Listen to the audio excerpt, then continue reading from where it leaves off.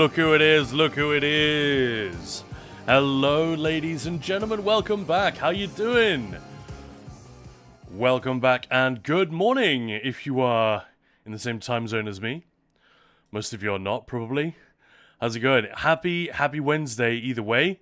What day is it? Pretty sure it's Wednesday.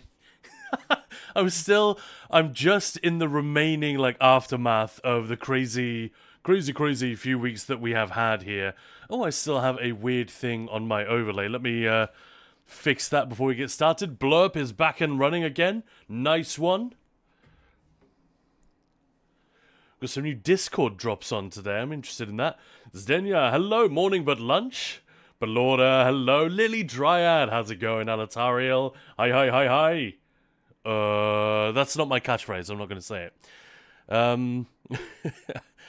Alright, give me a sec, guys. I just need to fix a little something here that Maya kindly changed for me.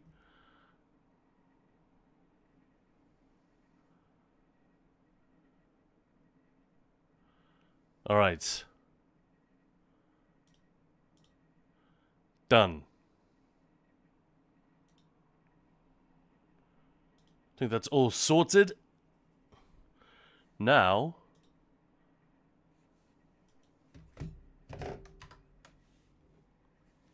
if you heard clattering, that was just my mouse. Skittering across the desk, running away from my hand. Welcome back to the stream. I'm feeling much better today. So all the better to serve your needs properly. It is a bit of a chill stream. Today we don't have a ton of time. But yeah, we're just going to hang. We're going to talk about future of ESO. You know, what we want, what we expect, what we don't expect. You know, everything in between. But damn, I dipped back into BG and it's too much fun. Baldur's Gate, nice. And Moose, hello. How's it going, Moose? Balorda's ready. I love it. Thank you for the hello there's. Appreciate it. Appreciate you guys. Thank you for showing up. No sound from Blurp. Oh, really? I guess that was because I hadn't... Let me just... Let me make up for it. Hello there. This one you heard, right? Come on, give us a little blurb. Sorry, that was because I wasn't tabbed into the correct... I hadn't started the right scene yet. Ba ba ba ba ba da ba da da. Thank you very much for that. No Khan, no singing. Silencio. Why do I have completed writs on this character? What's going on? I'm so confused. No Battlegrounds. Already played 2 today. Oh, I see. Yeah, if you'd said BGs, yeah. But normally when nerds talk about BG, it's Baldur's Gate. Which I still desperately want to finish. That's one of the other games that Maya was talking about maybe streaming once a week. She wants to do Maya's... I don't know what we're going to call it. But she wants to do a stream session where it's just her and you guys. I mean, maybe I can be there for some of them. I'm sure I'm not banned from the stream completely. But where you guys play something other than ESO and... I think she wants to start with the Elder Scrolls games... the entire series, maybe. Chicken, hello there. How's it going? Welcome on in. Yes, Khan, keep singing. A held. That's all you're getting.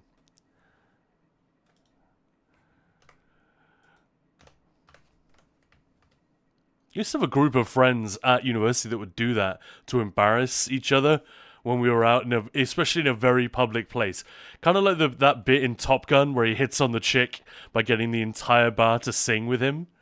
That would totally work. That's a pickup line that might actually work. But yeah, we would do this to humiliate people. We would just sing their name and point to them. Very weird. When I think back on it, it's cannot imagine myself doing that right now. When hanging out with my friends. Maybe my friends and I have become more boring. Maybe we're just a little more sober on average than we used to be. Khan free stream. Still no blurb sound? Really?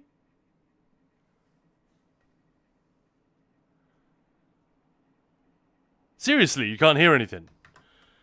Because that's weird. Yeah, first snow. Yeah, man. So all you heard was just me singing by myself. With no accompaniment. Alright, well... that is weird. I've just toggled something off and back on again. Guys, do you hear this? Hello there. Hello there. You should have just heard it twice. From me and from Blurp. Hopefully that's now working. God damn it. Yeah, Moose, we got quite a lot of snow this morning. It didn't last very long. Maya and the dog got very excited. They were both looking out the window at 6 a.m. Like, ooh, snow. And I was like, let me sleep. Let me sleep. But yeah, we went out and took the dog out into the snow. She loved it. But unfortunately it didn't settle. It just turned to kind of wet mush. I don't think it's quite cold enough, and there wasn't quite enough of it. But how's it going, Erin? Erin! Everybody give it up for Erin. Hope you've had a good day so far. What are you up to, my friend? And it's working now. Excellent, thank you. You already have Skyrim. I only have the sun.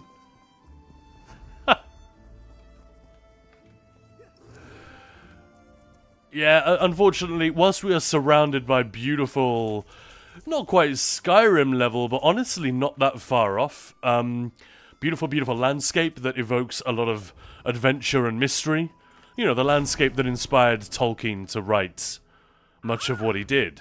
I live pretty much in the same part of the UK there. Oh, got some furnishings. Fun. Didn't even see that. Yeah, unfortunately the actual urban area that my house is situated in is very much not that dramatic, so... Hello there. Not much in the way of Skyrim vibes. I'm sad. Boo, snow. Most are not into it. Chappy UK, hello there. Hi all. Could use some help from the assembled knowledgeable people. Need to steal a purple item. For Ember. Okay. I'll log straight back in with this character. Any good locations? I would try... lockboxes. There are various areas, but the problem is everyone knows about them already. So another thing you could do if you're a member of the Thieves Guild, you could go and do a heist and just loot everything and not worry so much about the... I don't know if that's a good method. Actually, I've never tried that. I don't know if you'd find any purple items. So maybe scratch that. But here's what I would do.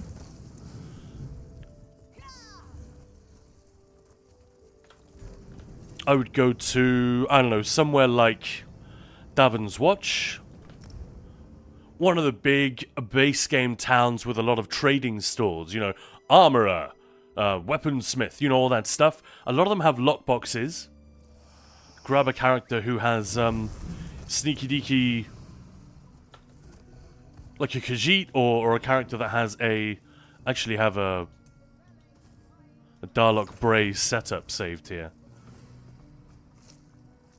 Don't think there's a lockbox there, but you can just like make your way around all of these. And there's one. And you're a purple item, that's going to be a bitch, basically. No matter what you do. It's going to take a while before you find one. And don't mess up the lockpicking like I'm doing. But what do we got? Yeah, we got a green one. But, you know, that can be nice to do anyway. And it will help you get these grand larcenist achievements. Yeah, grand larcenist. And there's a version of this achievement in every single DLC. Anywhere with a, you know, with a quest hub town. You got a larcenist achievement. So I apparently don't have any of these. I've got some of the older ones. And it can just help you to knock those down one by one. If you just kind of go through. I think Markarth is the one I'm... where the hell's Markarth? There we go. Yeah, so the Markarth is in progress. But whenever I steal shit, it's not a thing that I do generally, but in-game. Or IRL, to be honest. Except for hearts, obviously. You steal those. Steal that shit.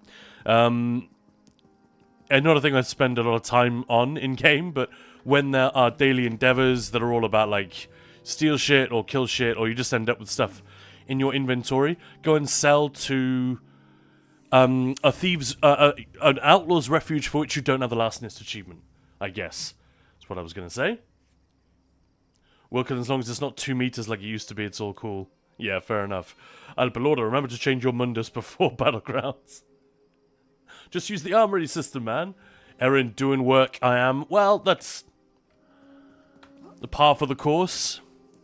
I'm sort of working right now as well. I guess this is a kind of a break from work, but I've got a ton of stuff on today. Finishing a video for a client, which is great. Starting another video all about kind of a follow-up to our Manimarco video earlier this year. And DPS stuff ticking over in the background, as always. I've got all of that on my roster for today, so I'm probably not going to be able to stay with you guys more than just 3.5 hours, something like that. Which is plenty, but we typically do longer streams than that. I like to go for 5 hours plus. Oh yeah. Hey Dark Metal, how you doing? How you doing? You arrived in the middle of bit of chitter chatter there. How's your day going? Belorda, you can cheese that achievement and upgrade a stolen item to purple, if I recall. That is a much better suggestion than what I was saying. How do I do this? Or is that in the heist? Johnny! Hello, hello, and thank you! Thank you so much for the sub! Wow! Having some audio issues this morning for some reason. So I missed that alert popping up. Thank you so much. And Scott Nisser stole a purple item in Necron from the urns there. Nice. That's a good idea. Anywhere with lots of stuff like that that is stealable. The other thing which it's not a bad tip for sort of thieving generally. I'm always wondering if I should share this, if it's like a self-denying prophecy if I do this. Enclave of the Hourglass down here. I don't know if you can get there unless you've done the quests. I guess this guy has done the quest. You can easily find out. I think any character can go there. But yeah, you can rack up a lot of those kind of thieving and assassination type achievements by doing that. Let's take the Arcanist there. He's definitely not done the quest.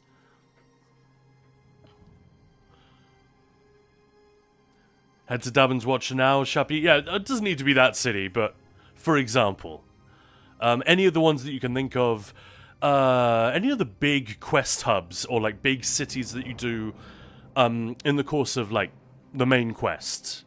So we've got the really obvious ones like Mournhold, but there are more off the beaten track places.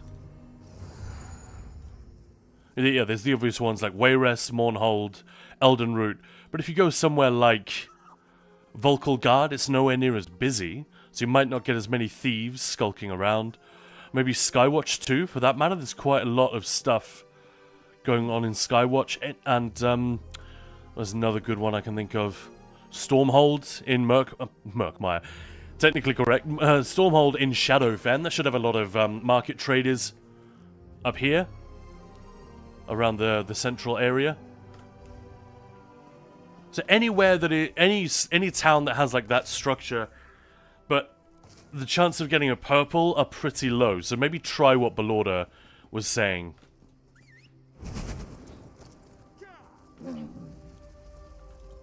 And thank you, Scott Nisser, for the recommendation. I hope I'm pronouncing that name right.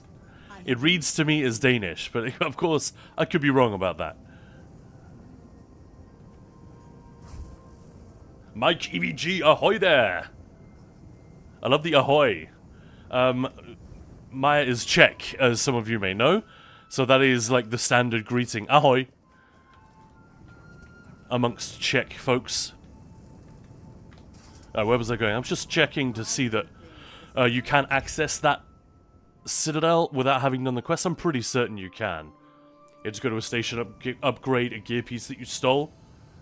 I ran out of armory slots. We'll get ESO plus crowns next week. Nice. Yeah, so it's here in Gold Coast. And because the entire area is off limits, every single container in there is considered stealing.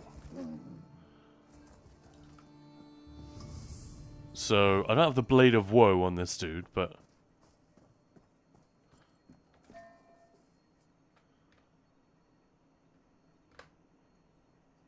Nah, prevent attacking innocents. But yeah, you can get in. You can do all the things.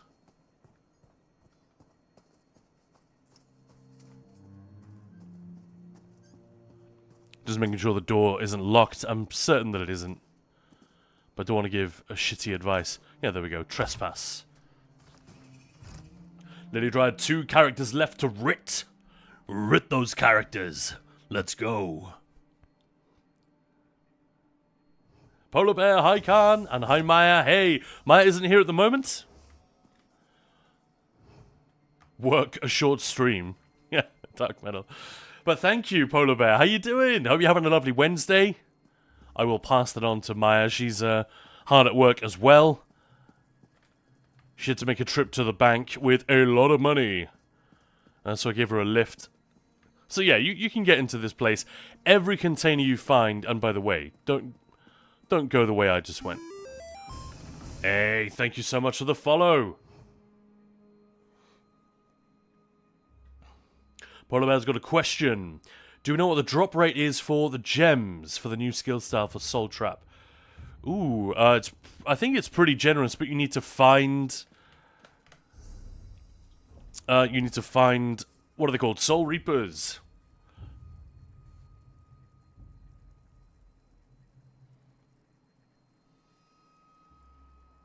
And Melee King. Thank you for the follow. I'm glancing through chat like, who just followed me? What's going on? And Deadly Sneaky, how's it going? I'm not going to call you Peanut for short. Feels mildly disrespectful. I don't know. In danger of being disrespectful. So yeah, if you do come here for the stuff, maybe hang a right just in here. Where is it? That's it. You go through to the dining area, the kitchens, and then you get... This is where the quest would take you if you're doing it. You get into the Basilica of Eternity, and there are loads of things down there that you can loot. But like I said, the drop rate for purple things is probably freaking terrible. It's mostly just trash that you're gonna get. Join the order. No, I'm good, thanks.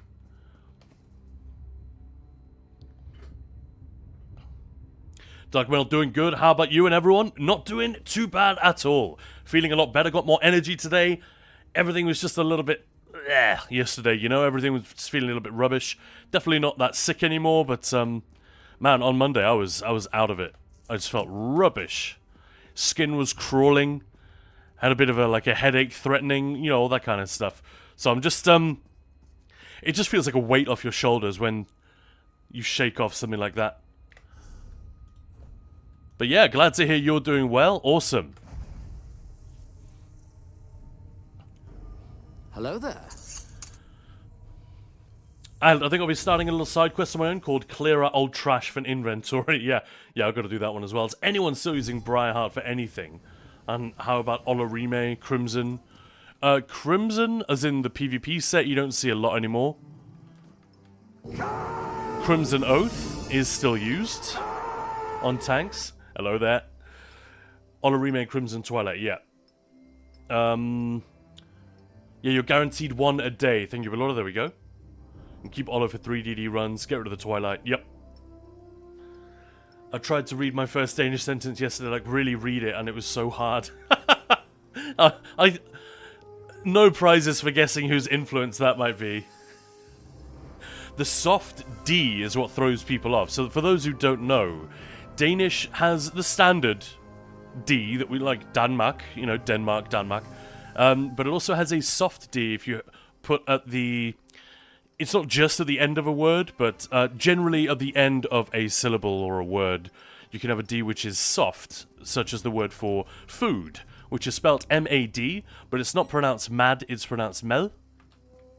And my British friends, girlfriends, whatever, who've attempted to pronounce this over the years, they just don't. They don't get there. No, I've never seen anyone actually get there. Even Maya, to my surprise, who's like a fucking great linguist, I think she just got halfway there and then sort of can't be bothered. Which is slightly unfair, because I had to learn to pronounce R in Czech. And if you're wondering if I just sprayed my desk with the noise I just made, no, that's an actual... it's an R with a little circumflex above it, or a little V, like a little chevron drawn above it, and it means it's a rolled R with a soft J sound at the same time, so R, and it took me, like, well over a year to get that shit down.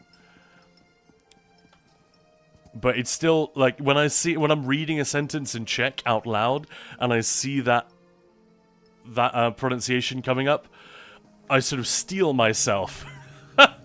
You know, you see it coming down the road like a bump in the tarmac, and you think, oh, and you gotta brace yourself for it. And sometimes I fuck it up, but usually I get it right. Practice. Practice.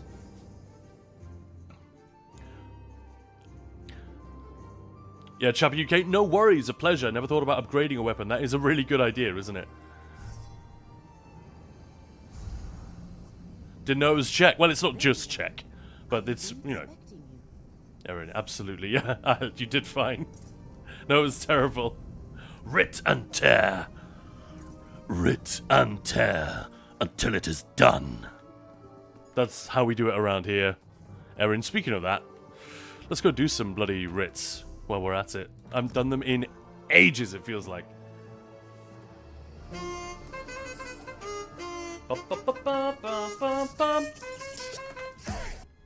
No, wrong character. Whoops. You threw me off with a blurb there.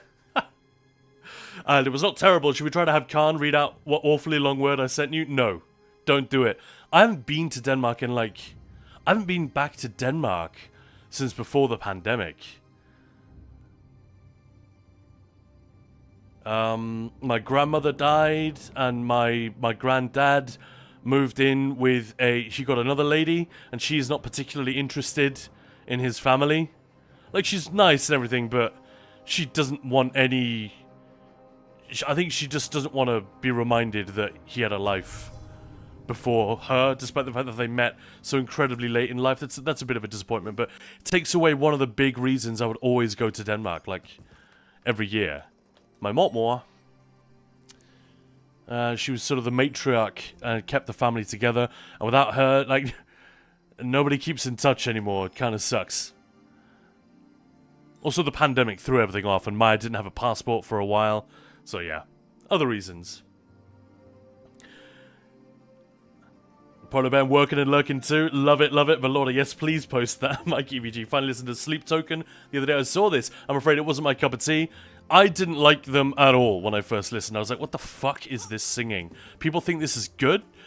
Like, his singing is so unnecessarily ornamented. Like, really over the top. Like, acting that just is so over the top and flamboyant that you just think, oh, come on, knock it off. And, like, that's just throwing me out of it. It depends which album you listen to. After a while, I realized that a little bit like the Smashing Pumpkins or Radiohead, or even to some extent like Jeff Buckley and things like that, the singing is deliberately over the top. It's a deliberate effect, and I kind of got with it. But yeah, they're pretty mixed, I would say, Sleep Token. They've got some really high highs and some really mids. At least for me. I'm a little bit bemused by the people who think everything they touch turns to gold. But, you know, don't write them off. They're a much more interesting band than I think a lot of detractors give them credit for. Just because they have, you know, a bit of mainstream appeal. Nothing wrong with that. Nothing wrong with that at all. But yeah, good on you for just trying it. And if it's not your cup of tea, fuck it. Doesn't matter. Does not matter. I think they get a lot of extra vitriol from people because their fans are so effusive and over the top in their praise, you know? Often it's not the band you don't like, but the fans. I think, unfortunately, Sleep Token have got a little bit of that going on. And thank you, Scottness, for the follow. But Lord, I know there's a new one, Public Dungeon Fragments. Oh, I see. That's what we're talking about. Speaking of tea, tried rosemary tea. It was pretty good. Rosemary tea. This word is for you. I'm not going to read that. And yeah, it's an actual word that's been used in an official capacity. That is just a completely stupid word that does not need to exist at all. That's the most mundane shit ever.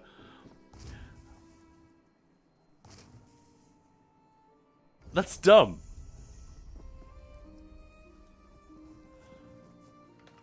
Like so many compound words. That's incredibly silly.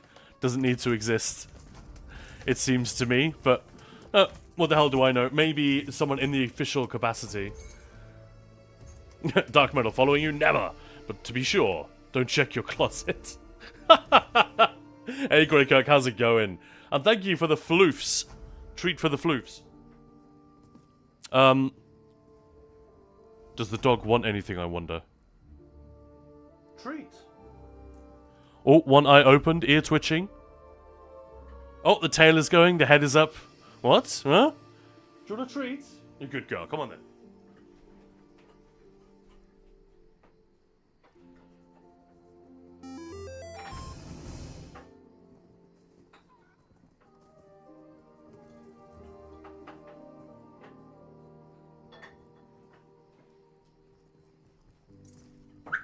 Come on then. Right, I'm going to try a little bit of doggo ASMR here. Try and get the mic close enough so you can hear the crunching. Come on then. Sit.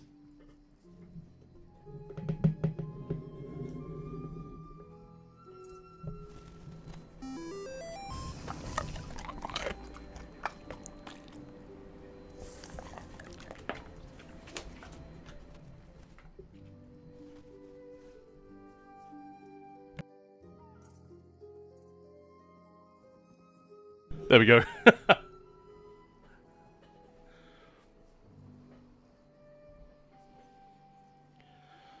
And thank you for that, Grey Kirk. She's very happy. Good girl. Alright. But Lord, I had mint licorice tea on Monday. That was so nice. Yeah, I can imagine. That sounds lovely. And hello there, likes to play catch. How you doing? Thanks for the hug. Massive hug. It is working. Yes, it is. We are back. We need a hug command. Or a comnad, also. No blaming Aheld, so yeah, my idea. Oh, look at this! Erin! Gifting a tier 1 sub to Wilkin. Erin, thank you so much. Really, really appreciate you around here. We love Erin. Thank you so much for all your kind words and support. Over the course of this year, it's been amazing. And like I always say, you know, if there's anything you need from us, you know where we are. Thanks for the gifted sub, man. That's amazing. Alright, let's catch up with chat real quick. I'm already in danger of running behind. Delightful. A softie throws anyone off, and Moose... No. All of us are thinking of soft Ds. Yeah, I know. This is true. Done with Ritz, off I go to Enshrouded. No, Lily! Stay! Delightful. Does you know Grandma know you can do sexy trailer voice? Delightful. Oh, that was Polar Bear redeeming that one. Alright. What have we got? Delightful. In a world of yarn, one Khajiit had the paws and the stripes to pull it off. And by pull it off, we mean all the way. Delightful. Coming this December, everyone in the audience, Delightful. rated PG-13. My voice hasn't quite... Delightful. My throat isn't quite back to normal, maybe? That felt a little bit off. Polar Bear, I hope that was sufficient. Delightful. And like to catch, hey, hope you're all well. We are indeed, yes! Most check out Gutalax if you like vocals that go. Yeah, what do I even say? Croak, oink, croak to that?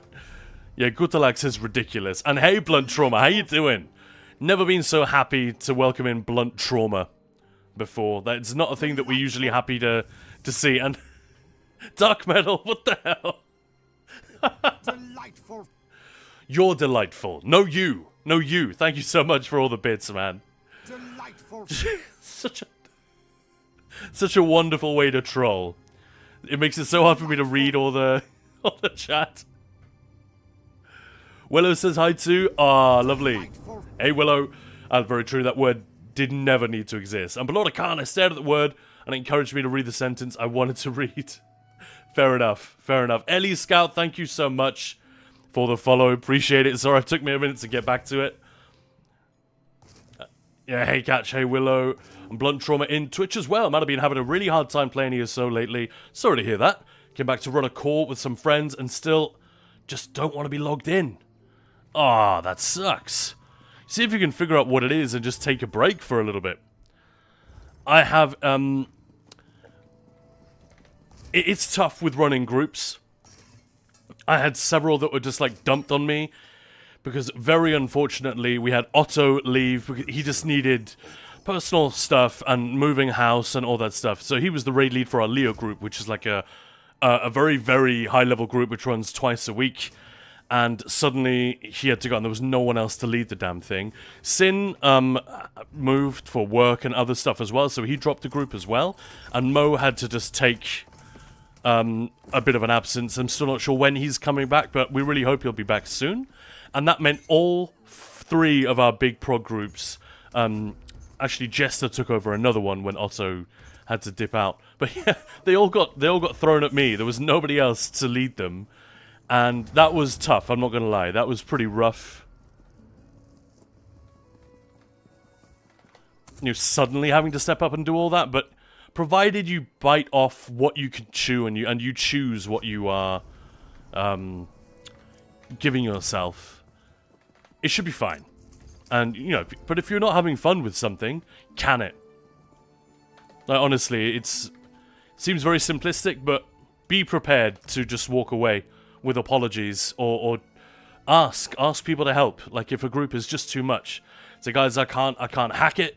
Can someone at least take some of the responsibility, or does one of you want to step up and take over the group? We can have like a month where we hand over or something like that. I don't know, I've had to do that before. Blunt Trauma, but yeah, it was a good doggo, right? And Moon Sugar Biscuits, thank you again for the follow, thank you. Welcome, oh la la. Hey, guess what? Spam incoming. Oh, I see. How handsome you are today, Erin. Yeah, right. Thank you for the spam, Dark Metal. It was delicious. Most delicious spam I've ever tasted. Much appreciated. Must be your skills as a pastry chef. But Lord, doing okay? How's the healing going? Oh, yeah, that's a good question. And Wilkin, thank you, Erin, for the gifted sub. Absolutely. Erin, I'm carrying the burden of being handsome and being funny at the same time. Kind of makes me tired. It is exhausting. Another feeling well. Oh, wait. Wilkin, someday I will be like Samwise the Brave and carry this burden for you. Share the load. But not today is not that day. Good enough, sir. Alright, Polar Bear. Appreciate it. Thank you. If it's ever not good enough, you will let me know. Like a responsible and attentive lover. Where the fuck am I going with this? I can deal with criticism. I don't like it, but I get over that fairly quickly and tend to actually act on it. Don't put it there! Oh dear. I must have skipped writs a bunch, because I'm getting these like one alchemy writ on several characters. But yeah, welcome in if you just joined us. I just caught up with chat, more or less. This is Khan, and you're watching Ninja Pulls. We are back. I mean, we've been on for a couple of days, but I was a little bit unwell yesterday, and the stream wasn't as bouncing due to that fact, I'm sure. So thank you very much for stopping by. Hope you're having a lovely Wednesday.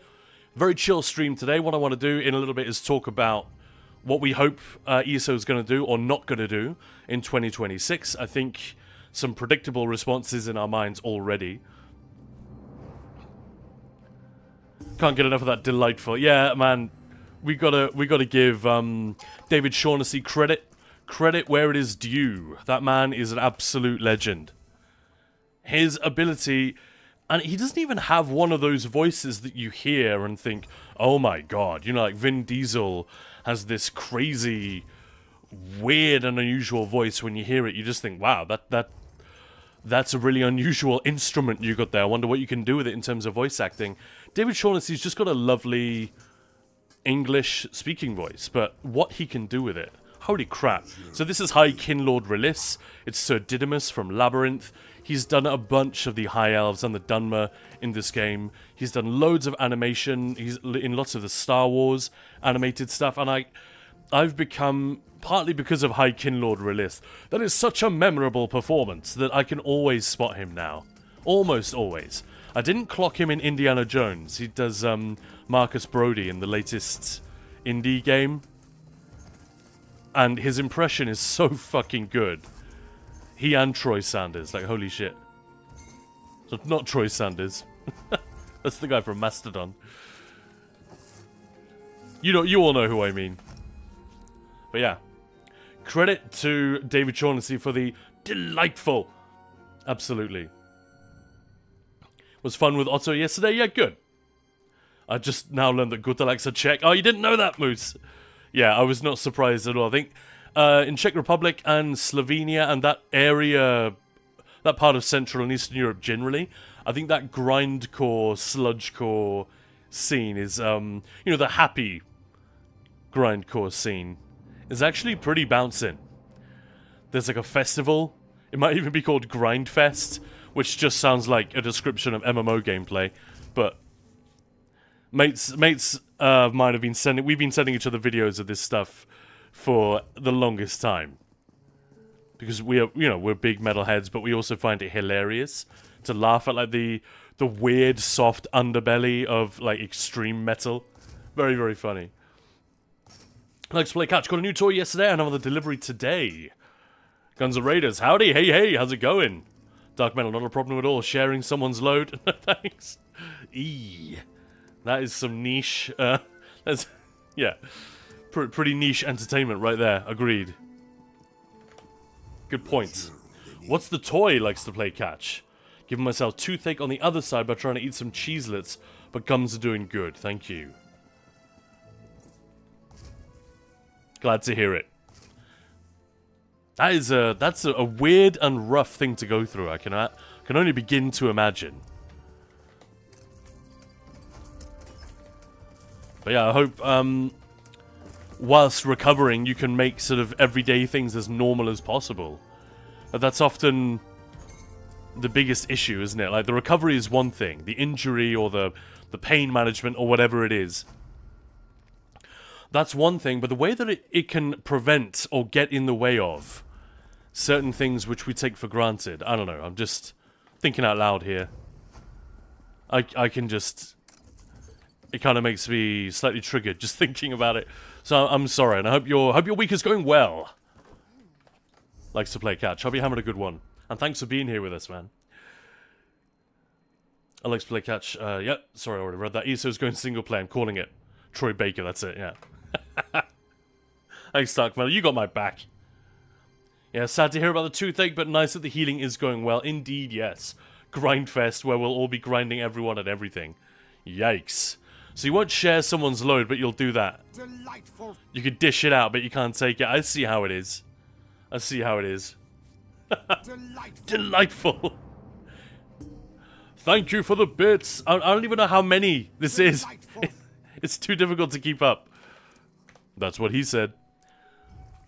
But yeah, alright, well then let's switch. Let's take a little bit of a left turn then into ESO in 2026. So, the obvious prediction, I guess I've got two, because they've basically told us. And I'll add in a third based on the trajectory of the conversation about crossplay. Oh, we got the Eve link still in chat there. Well, what the hell? I'll leave it there. It's still active. If you enjoyed seeing the Eve gameplay the last few days, it is a free game. I think it was dangerously fun to jump in. Despite all of it, you know, the scale of it and everything being terrifying, it was really genuinely fun to fire it up and get back into it a little bit. just the visual side, just the fact that a game like that exists, it is cool as fuck. Delightful. Amazing. Like visiting a gorgeous, gorgeous cathedral. I don't necessarily want to work there, but boy, am I glad that this place exists and that I can go there and... so many delightfuls. My goodness. Delightful. Thank you, Dark Metal. Appreciate you, man. Is there something we need to talk about? Is there something you need to get off your chest? Since it's silent in chat, here goes. Sorry, not sorry. Delightful. Taking it is not my style. I see what you mean. Delightful. I remember being part of a very, very awkward conversation years ago. There was a couple. It was one of those hangs where there's like a couple of couples there. And one of those couples, we kind of knew things had hit the skids. It wasn't going great between them. There were some issues they were working through. And they very, very unwisely, the guy very unwisely decided to air that particular dirty laundry during this hang, like in public, in front of everyone. And we were talking about givers and takers in terms of like romantic relationships, and he decided to like ask everyone. This guy was like pretty young, he was like 24 or something, but it was still stupid. And he just said, you know, what, I think there are two kinds of people, especially in bed: givers and takers. What, you know, what? And he didn't mean as in what you're talking about, Dark Metal, but you know, just taking the pleasure out of the situation rather than offering any or bringing much of your own for the other person. And he was just like going around the table asking everyone what they thought they were. And initially it was kind of funny because there was some nervous glances between couples, like, which one am I? Okay, yeah, we both think that, alright. But then when it got to his girlfriend, she just said, take her, and downed the vodka or whatever that she was drinking and just stormed off and told him to go fuck himself. Yeesh. Thank you for reminding me of that awkward moment. Taking it is not my style. Okay, I'll stop now. I should stay fun. Alatariel. Oh! Like to catch. My new toy is an electric wheelchair. Wow, that's quite a toy. But also not a toy. Like, I can literally hear you in my mind's ear saying the words, "It is not a toy." Come on, guys. It's not a toy. No, you can't have a go. Or whatever. But yeah, that's fun. So another delivery arriving today. Is that like going to be a major upgrade? Like, how's that? If you don't mind me asking. Like Splay Catch. You're interested to know how that's going to affect things. But Moose, I was wondering where this was going. Yeah, exactly. Enagonius, welcome on in. Thank you very much for the follow. No problem, Dark Metal. It's my superpower. Love it. All right, well, let's get away from, like, sexual identity and and talk a little bit more about ESO 2026. So, the three things that I wanted to open with. One is we'll finally get a real break from the content release schedule that they've been doing. Now, this year was a bit different, and we're seeing a lot of that difference here in the tail end of the year, with Update 48 and the Writhing Wall, obviously. But also, it didn't go super well. The Writhing Wall was, there was some great work in there, but there was also some work which I think they underestimated the level of grind that players would experience with phases 1 and 2, and the lack of interest. You know, so this whole exercise about like drumming up support and excitement and hype for the game and for this event kind of fell flat, because although there were things to hype, there were also things that people were legitimately complaining about, and not just, you know, there are always people on the internet who are going to find something to hate about anything that you do. And fuck those people. Man, they're so annoying. But nobody could, and there's also not even, for the record, they're not trying even to suggest the complaints about the Writhing Wall were that. They're like, no, this is legit. The apology that they posted was good and felt sincere. So I think we're going to see more confident moves in that direction. And hopefully if there is another thing somewhat analogous to the Writhing Wall next year, like another in-game event, they will get on it a little bit earlier and make it into something... It doesn't have to be amazing. It just has to be not riddled with bugs, you know? Not every content release has to be an absolute cataclysmic slam dunk of awesome victory. You know, it'd be great if it was, but that's never going to happen. You can't do that 4 times a year. I mean, even once a year is a stretch, right? But yeah, let these things bake a little longer so that they don't release with all these bugs. See if there's a better way that these things can be tested. So I think a more robust departure from the content release schedule that we've had. That's number 1.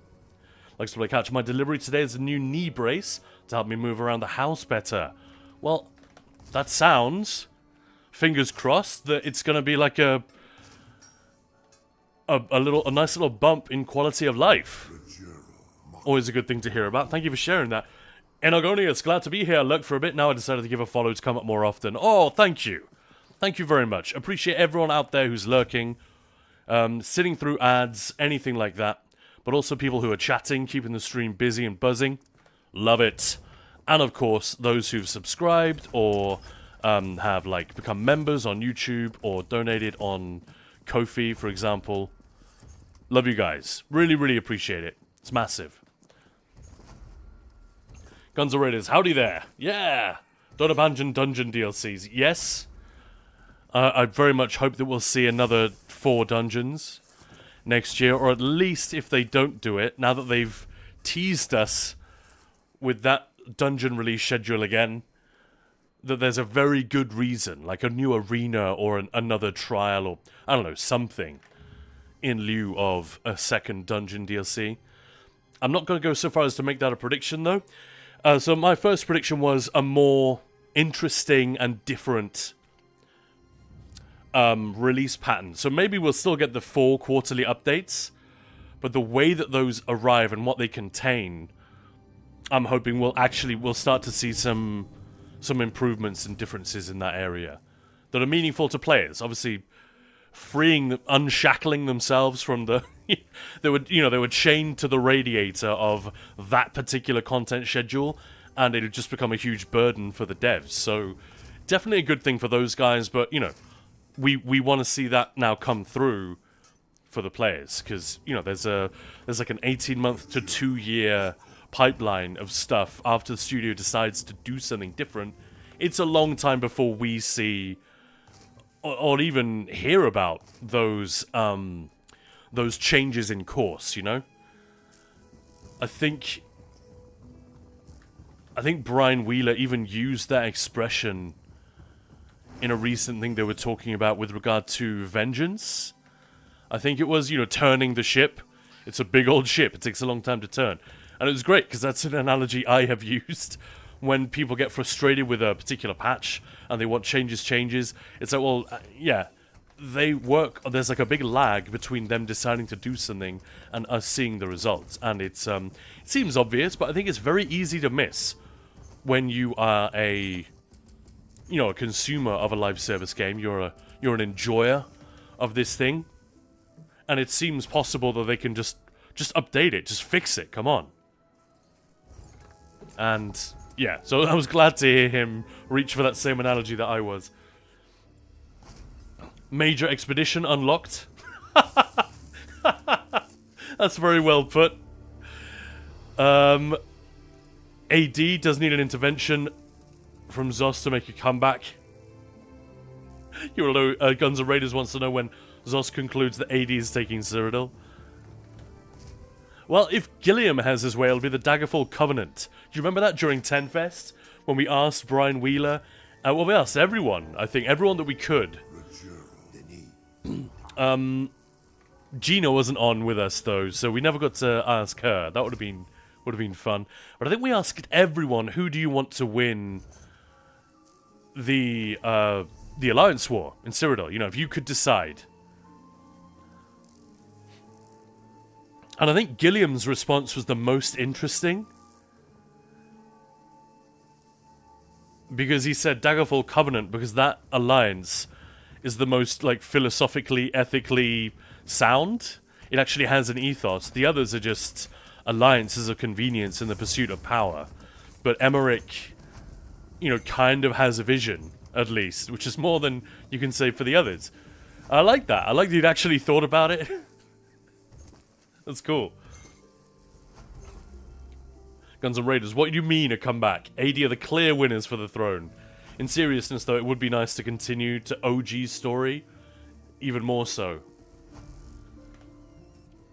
Yeah, is that a prediction, or are you just saying, I would love it if we got more of this Seasons of the Worm Cult type stuff, picking up threads which have not necessarily been left untied, but areas where there are more stories to tell. Let's build on that. Let's go.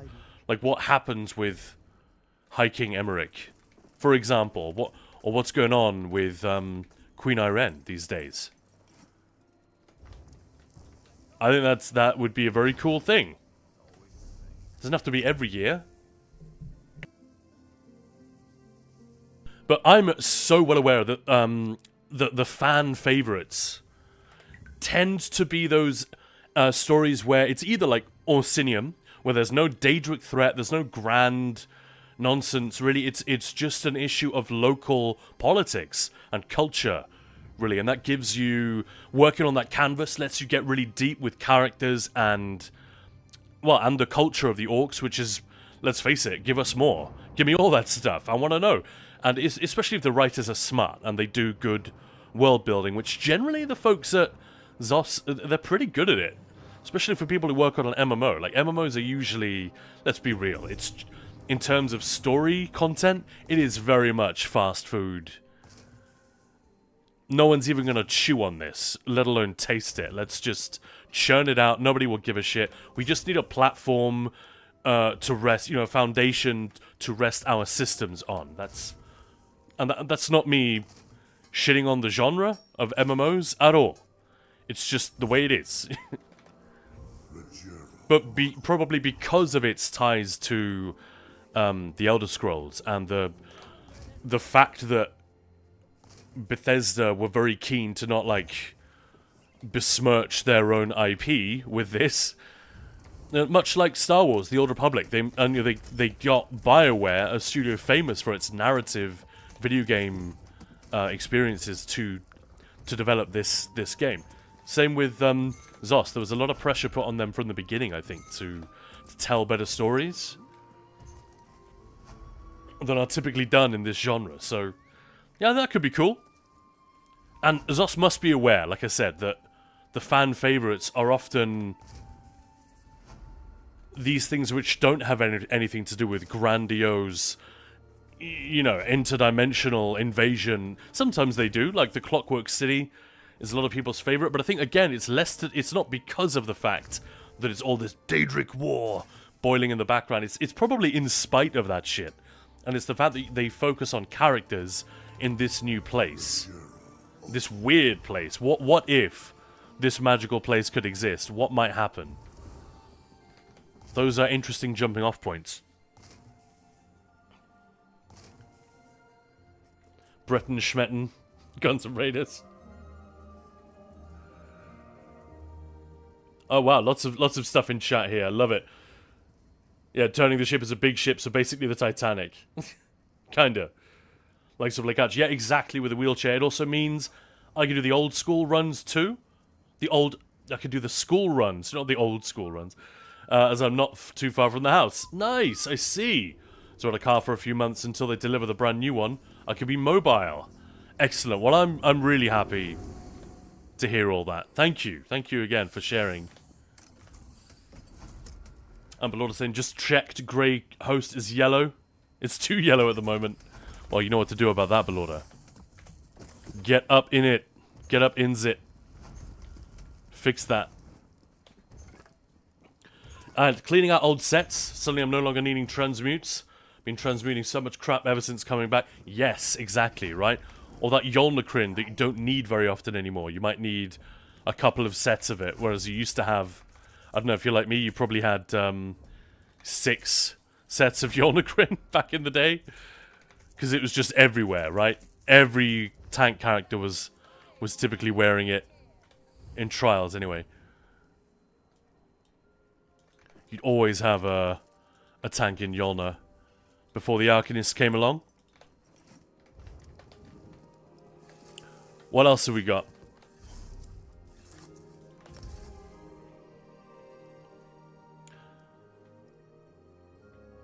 Guns N' Raiders, Britain, Schmettens, yeah. Even more proof DC is the right choice. I mean, I'm not saying. I just liked Gilliam's take. Felt that it was fairly thoughtful. Yeah, Aaron, that's how it goes. Yellow captures everything late at night / morning, then loses it when Zero population rises. Is that like all the time? Because it certainly used to be that way. In, I guess Blackreach was the one I'd pay attention to, and we'd laugh at it because AD seemed to be incapable of doing anything during the day, but then they'd all jump on at nighttime and just zerg the map with 0 resistance. But yeah, that's obviously generalizing.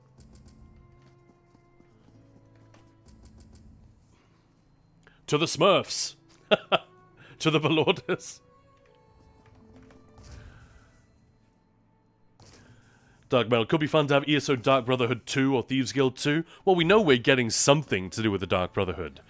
And yeah, I'm hoping they will separate it even more from this standard idea that, oh, there is whatever story you happen to be in, whatever place you happen to be in, place and time in this Elder Scrolls game, it just so happens that the Dark Brotherhood sanctuary in that area is in dire straits, and you need to rebuild the sanctuary and fend off the threats or whatever. That's a little bit tired. I know Skyrim was a little bit different, but kind of the same deal in all 3 most recent depictions of the Dark Brotherhood: Oblivion, Skyrim, ESO. So yeah, I think one of the things that they did really smartly with those first couple of smaller DLCs, Hugh's Bane, Thieves Guild, and then Gold Coast, Dark Brotherhood, they really focused on character. They drew these very nuanced and detailed characters and just let them, sounds really corny, but kind of let them breathe and gave them enough dialogue and backstory. And it didn't feel forced. You know, you don't feel like Velsa shows up and gives you her life story. She's just a bitch. She's a complete a-hole to you for the first few quests. Then she begins to be funny, and you kind of have a grudging appreciation of her presence and her sort of spikiness and prickliness. If you haven't played the Thieves Guild, by the way, I'm not going to spoil anything, but she becomes a really interesting character by the end. Like, holy shit, you find out partly why, you know, what's in her past. It's not like she's this haunted, broken character. We've seen that a million fucking times in TV, especially. TV's done all that. They didn't go that far, but yeah, there's some real pain and issues in her past, and the way that they get there, I thought was really cool. It is a little bit sudden, you know, in the course of one quest and maybe 3 or 4 interactions with this character, suddenly you're like bearing your soul, or they are. It ain't perfect. But yeah, I'd love for them to do more like that. And Dark Brotherhood 2 would be cool, wouldn't it? I like Split, yeah. There have been hints of that exactly. Orsinium felt grounded in a weird way. That's a very good way of putting it, yeah. No more of that. Well, it's definitely coming. They teased it over 6 months ago now. So that is one of the things we're getting next year. I don't know if it's the big thing. So my second prediction, while I catch up with chat, I'll let you guys absorb this, is, this is one I've said many times. I think we're going to get a belated...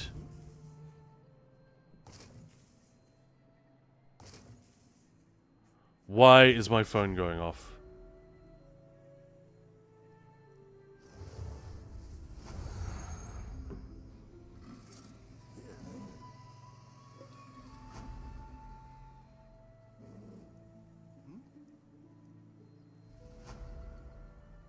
Alright, Maya's messaging me.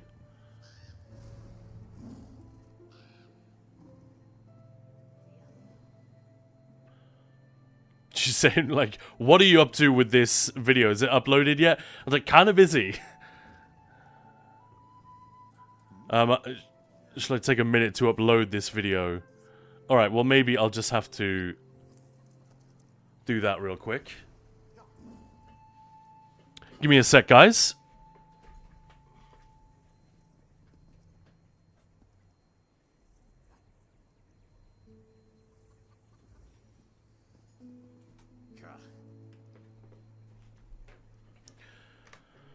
Alright, I'll leave you with a lovely view of this while I quickly tab around and do other stuff. Man, I've got too many things on my desk here.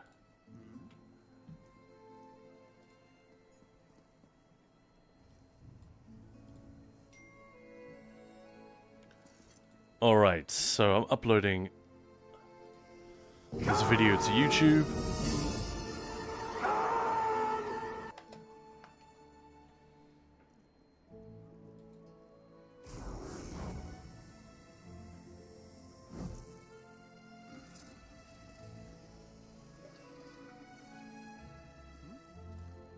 Sorry folks, I'm still here, I'll be back with you in just a moment.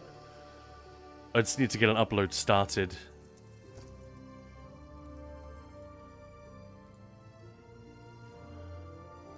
I guess, so what was I saying? Yeah, I think we'll get a belated but necessary rework of subclassing. That is my prediction. I mean, they have to. Not exactly a hot prediction, is it? They kind of have to do this.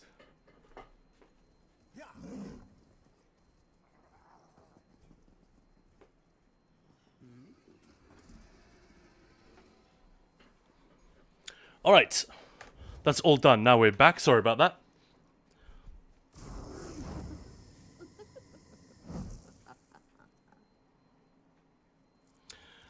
Dark Metal grounded as in not an end of the world scenario. Yeah, even beyond that, you know, the way that you get a sense of who these people are, what matters to them. Which is a magic trick in a thing, you know, in movies and TV, you cut away when you're done developing a character or a place or a culture. You cut the fuck away and our minds don't continue asking too many questions because we're watching something else. In a video game, you walk around Skingrad, and when you've done everything there is to do, you continue being here. And, yeah, that can have a crushing effect. If the storytelling is really, really moving and engaging, like in Cyberpunk, you genuinely feel a slight pang of regret when you're done with everything, and the illusion breaks, and the city goes back to just being a video game, rather than... It feels... It really, really sells the illusion very cleverly as being an actual place with real things going on. And when that stops, you kind of miss it. And that's really clever. In MMOs, that is very difficult to escape, because the illusion is so freaking thin most of the time. So yeah, Orsinium was a good one. Aaron, we need an inverse MMO where the stakes become smaller and smaller with each new quest. That'd be interesting. Would be cool. I haven't seen or noticed anything myself. Yeah, no, it was there in the announcement way back. A prediction from Guns N' Raiders. I think they want to continue with the main story. As of late, little things in info, ZOS release, and trailers. I think the data miners won't fall short on confirming what I think. I'm sure that's true. But also, they don't seem to have a problem with the data mining. They would just change the way that they update the game. Would they not? They seem to be fine with this pocket of drip feed going on. I think because it's, you know, people get in big trouble if they make videos about it or talk about it on stream. I think there are actual protections that they can invoke against that, or punitive measures they can take if that starts to happen. So it tends to be only the people who really want to know who go out there and find this stuff, and that isn't everyone. So apparently it maintains a level of It's you can still hype a thing even after it's been data mined. And Sir Marshall saying, bro, I'd love to see you play some Marvel Rivals from time to time just to swap it up for fun. Oh, really? It's not really my kind of game. I'm sure I'd love it because it's been developed with an incredible level of polish. I'm sure I'd have fun, but I haven't even been tempted to try, to be honest. But thank you for the comment. I guess I'll take that as a compliment. Yeah, Dark Metal, I'm up for it. Yeah, same. Schnacks. Hey man, how's it going? Hope you're having a good Wednesday. I just hope they change the internal processes so next time someone stops to ask whether grinding 4 quests for weeks is really a fun experience. I agree. And just to toot my own horn ridiculously, I told them this on PTS. I don't think it's a matter of, well, they didn't listen, but I said certain things were not going to work. I'm worried this is not going to be fun. Unfortunately, I was just a lone voice. Not enough people were actually testing this stuff. I don't think people had any idea how cool the Writhing Fortress was on PTS. So the normal people who were there just didn't even check it out. You guys saw my streams. I think the maximum people we ever saw in there was 5. And 2 of them were me and Maya. You know? So, and then on the press server, which Gina, she didn't have a huge number of press accounts she could give us, but she went and did that just so that content creators could play the thing. And this was way too late for testing. It was locked in at this point. Any bugs were like, well, we'll let you know, but there's nothing we could do about it, probably. There was still only 6 people. There's me and Maya, the Fox Den, and 2 others. So in many ways, like 4 content creators. That was it. Were the only ones who had the time or the interest to like properly check this out. It just, yeah. I don't think PTS is the answer. That's not what you're saying, Schnax. You're saying change the process. You become aware of this stuff way, way earlier. That you think it through at the design level. Who obviously the decision to go ahead and develop these quests had been made. It's not the people who made the quests that were at fault. It is the step before that when no one stopped to say, whoa, whoa, whoa, whoa, whoa. Is this enough? Dailies? Really? Isn't that just the same as every other event? But, you know, lasting 3 times as long.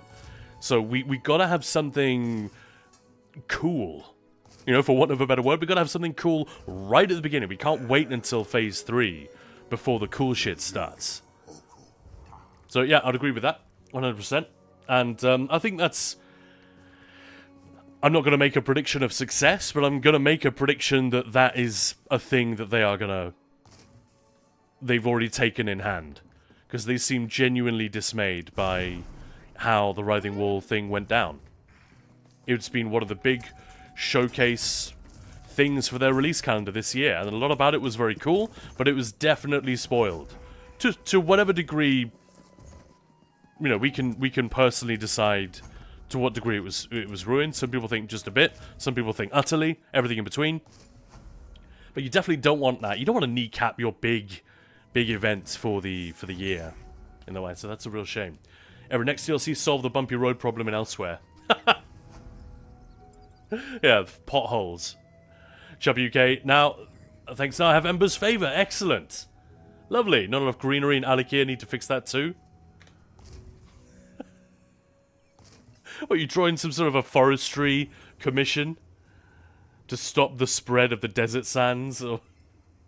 I like these ideas. I like these ideas a lot. And hey Maya, how you doing? Dark Medicine after that helped the young Alfiq out of a tree. Yeah, by the way, you got Timothy Kane's YouTube channel. Yeah, I know him well. Bit long-winded, but I love listening to his stories. I'll tell you what I usually do is I read an article summarizing what he said, and then I'll watch the clip of the important bits.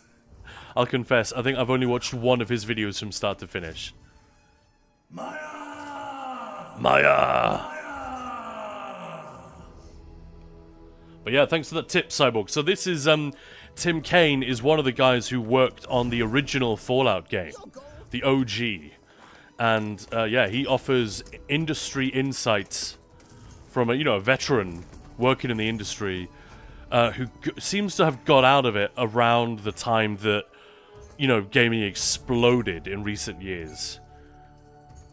And now we're seeing the sort of the deflation of that, post all that big expansion. We're seeing some shrinkage now, which sucks to live through, but ultimately it's because it boomed too fast. The money men got way too hard for it and underestimated all of the creativity and challenge that goes into making games, making good games, crucially. You forget, you still have to make a game, it's got to be fucking good. Otherwise, what's the point? Seems so obvious, but, like, a child could point at the gaming industry and make that assessment. That's basically what you guys have done wrong. You forgot about that important part. People don't play these games because they're there. No. They have to be good. Really good. Especially with competition being as fierce as it is. So yeah. And so yeah, check out Tim Kaine's YouTube, guys. That's a good suggestion from Cyborg. And below, my PvP skills are pretty limited. BGs, okay, but I'm dead a lot. Yeah, but that's how you get better, right? Just call me a bad PvP healer, why don't you? Dark metal, too much snow in Skyrim. Time for some global warming. Yeesh. Don't even. Let's not even go there. It's an instant spot on Balorda's enemy list right there. Yeah. Yeah, you did fine. I had healing. I'm really not good and fast enough for melee combat. Fair enough. Erin, here's another idea. Make a tunnel between Stonefalls, volcanic region in Skyrim, and introduce geothermal house heating in Solitude. Make money off those rich folks. I did see some harebrained scheme here in the UK to attach distributed, like, data farms or servers of some sort in a little shed next to your home, and that will then be, I think it'll be like government property, but the heat that it generates will be used to heat your home. That's actually a really cool idea, but I don't know that it's, like, possible to implement in today's day and age. And so Marshall on YouTube saying, if ESO had more engaging combat, it would be the best MMO on the market, in my opinion. Everything else about it is great. Immersion, soundtrack, content variety, etc. That is an interesting point. I think the combat is already better than any MMO I've tried. And I'm definitely not the only one who thinks so. I regularly see articles praising MMOs for various different things, and ESO is always #1 for story and combat. Sometimes the Old Republic beats it for story. But it's always mentioned in the list down below. Like, you got the big ones, you got the, your WoW, your Final Fantasy. And all I hear is people complaining about... I mean, obviously I'm biased, because people who come here are likely to be refugees from those games, but there's so many people complaining that WoW and Final Fantasy are so fucking grindy, and they demand so much of you. And that the combat is rubbish in these games. So the actual gameplay that you do is so inferior to an action game that you can get on the market. Now, an MMO is not going to be able to compete with a Doom The Dark Ages, or a Doom Eternal, or... I mean, maybe I'm wrong, actually. Maybe they can do a lot better than they are, but ESO is one of the few that tries. New World was another that genuinely tried to do something different. Guild Wars, I think people speak up in favor of that combat system as well. I already think ESO's combat is the best in the biz. And especially when you combine that with Trials and Dungeons. But yeah, I'm not disagreeing with you necessarily, Sir Marshall. I'm just saying, that's funny. I normally put combat near the top of things that I think are great about the game, but it sounds like you think it's got a long way to go. And if they could just fix that, then it would stomp all the other MMOs, at least in terms of review and engagement. Don't touch my snow. Yeah, I mean, I tease people all the time without it meaning anything.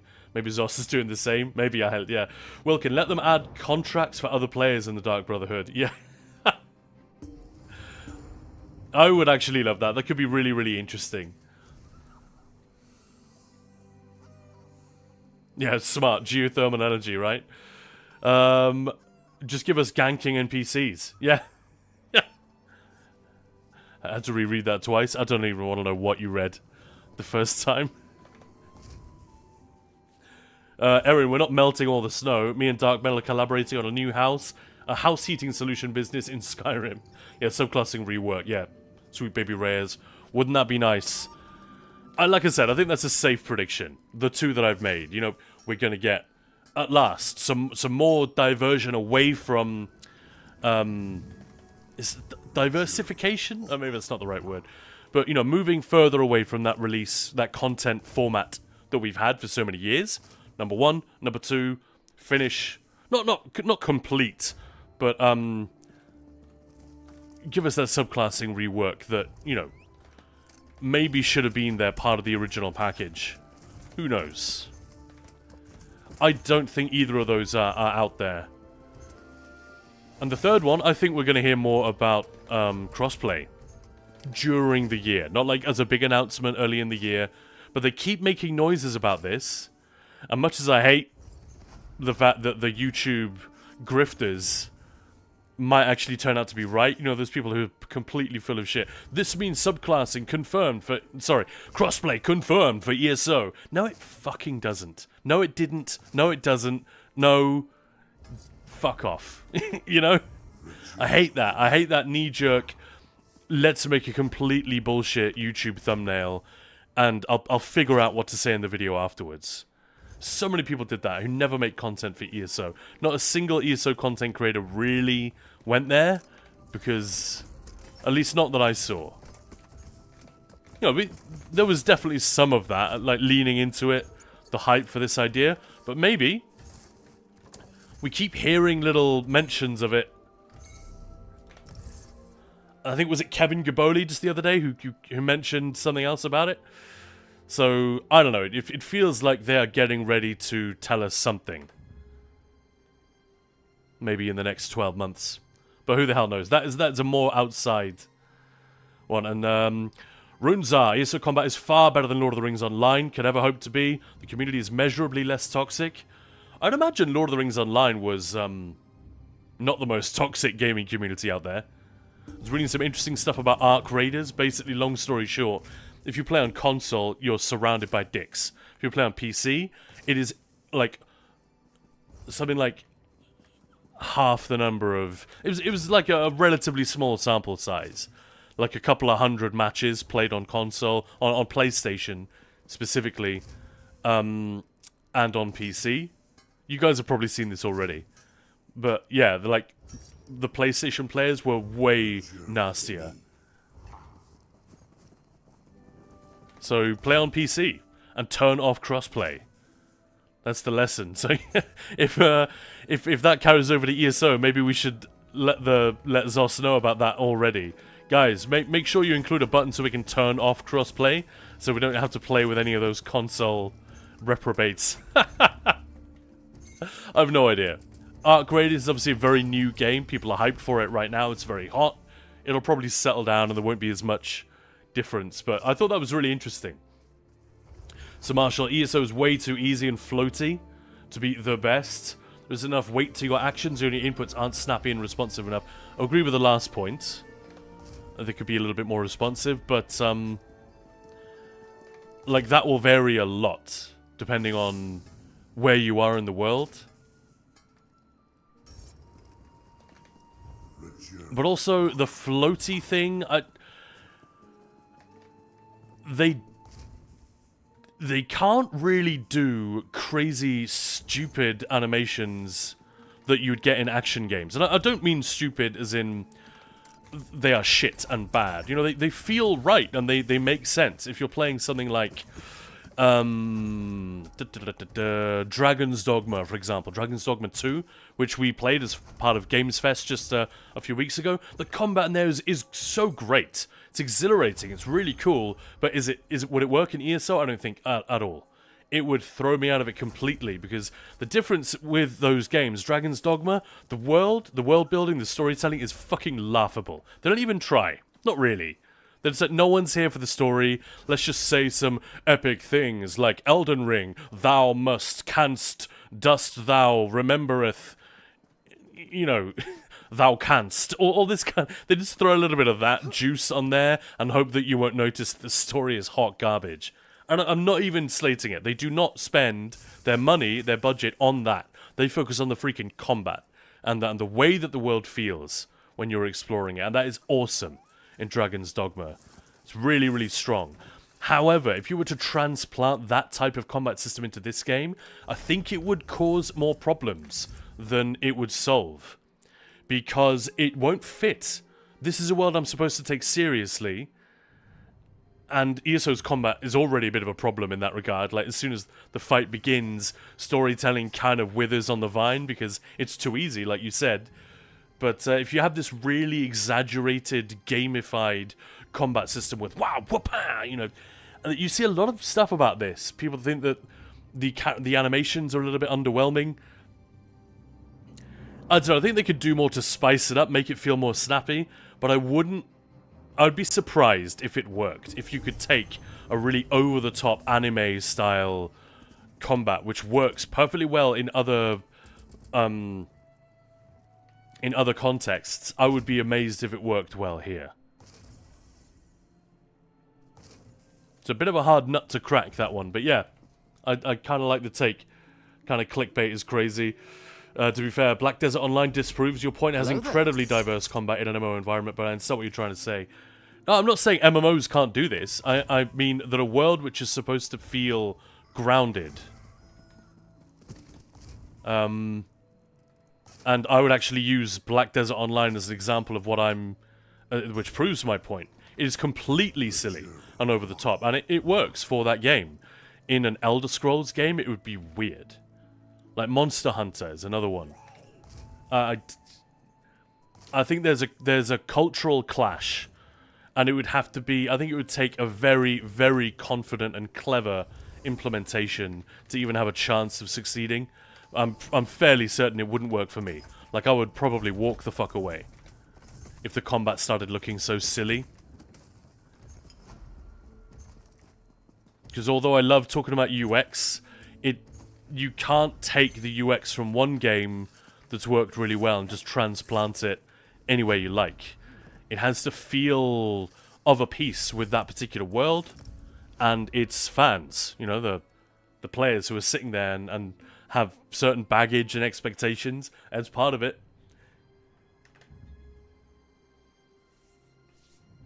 Right, but ESO has action combat.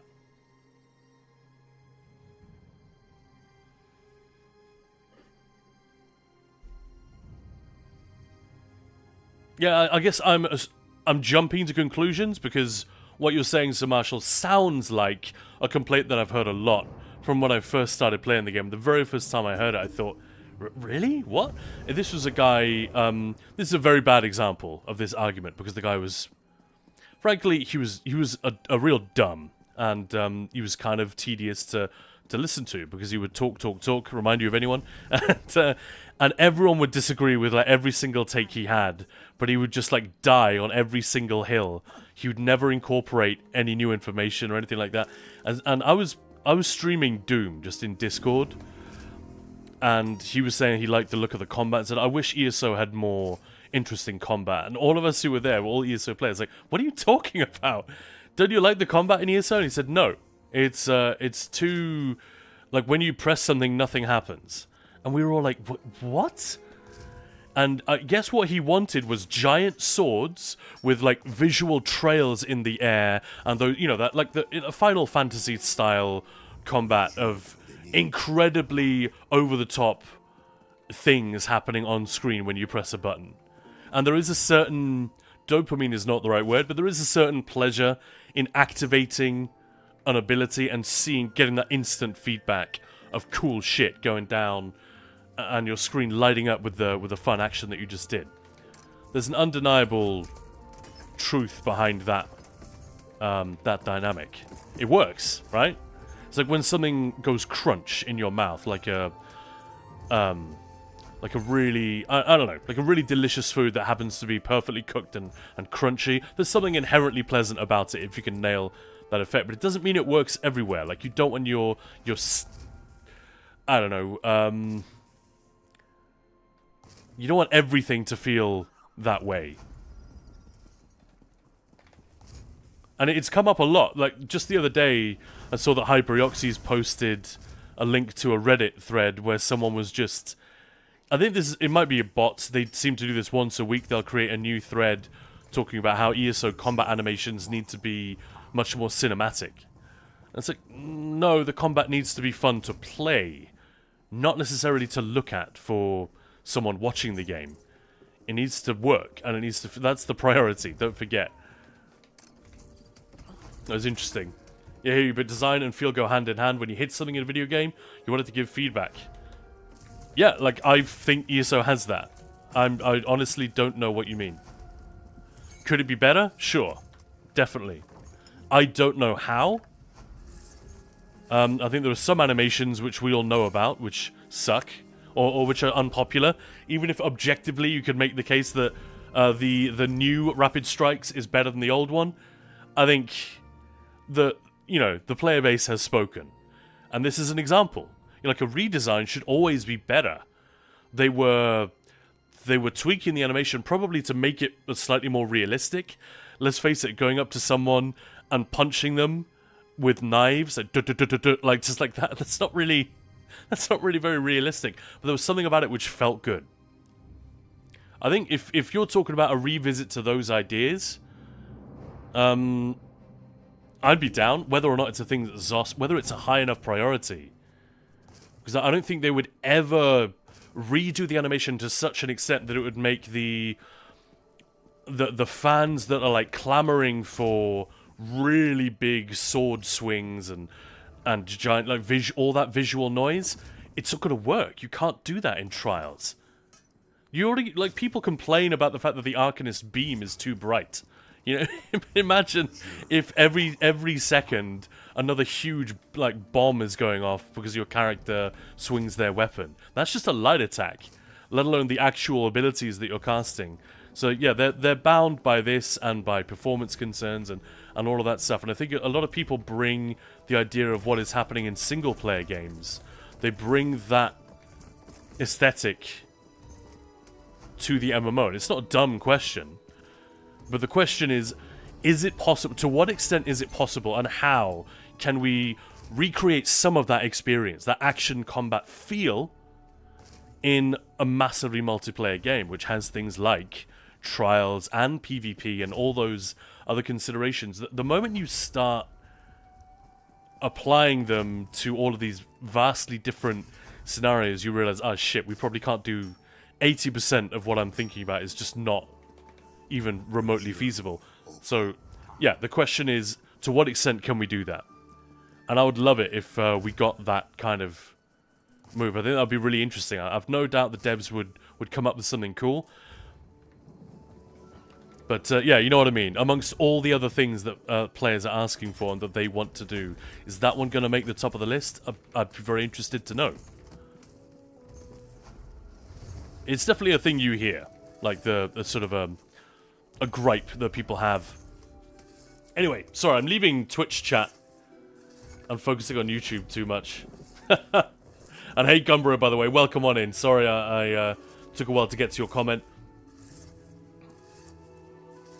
Maya chatting to people.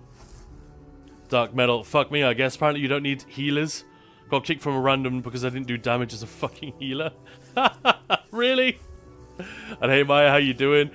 Scorpio Wench, g'day, thank you for the info for finishing the Writhing Wall pursuit. Nice. You only need up to the 5th zone quest to get that achievement, so thank you. Thank you for coming back and giving us a heads up about that. Appreciate it. Peter, hello there, how's it going? Skyrim belongs to the snow. And Azulai, thank you for the follow. So, sorry, Twitch guys, now you know how YouTube feels. Usually, YouTube is there waiting for me to get to their comments because there's so much happening on Twitch. But things are just popping off here on YouTube, so... and it's a really interesting... Well, to me, the idea of combat animations and how they need to change them, whether they need to change them, how far they can go before it doesn't feel like Elder Scrolls anymore or starts to put people off. I find that stuff really interesting because, you know, it's not an area I'm experienced in. I don't know a huge amount about that stuff, But UX is super, super important. It's always there. It undergirds, like, everything we do in video games. Even, like, looting an item, or mining a resource, or opening a menu, whatever. It's always there. And combat is one of the areas where it is absolutely most important. So thanks, Sir Marshall, for bringing that up. And saying, bro, I understand you love ESO, I do as well, but suggesting the game's combat is a strong suit is a wild take. It really isn't. Like, we've got 2.8 thousand people in the Discord. I bet 2,500 of them would agree with me. You're definitely not alone in saying that the combat is... Like, not everyone loves it, but I think, in my experience, people fall... They bump up against the combat in ESO for two reasons. One, they're expecting single-player game combat. Something like Skyrim, which feels a bit more grounded and connected, even though Skyrim melee combat is kinda ass, actually. Like, you play games... First-person melee combat is just hard.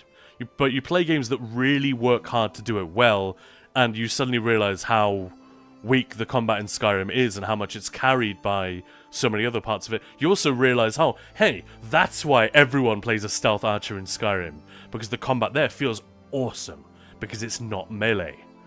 First-person melee, super difficult to do. It's like the holy grail of video game combat.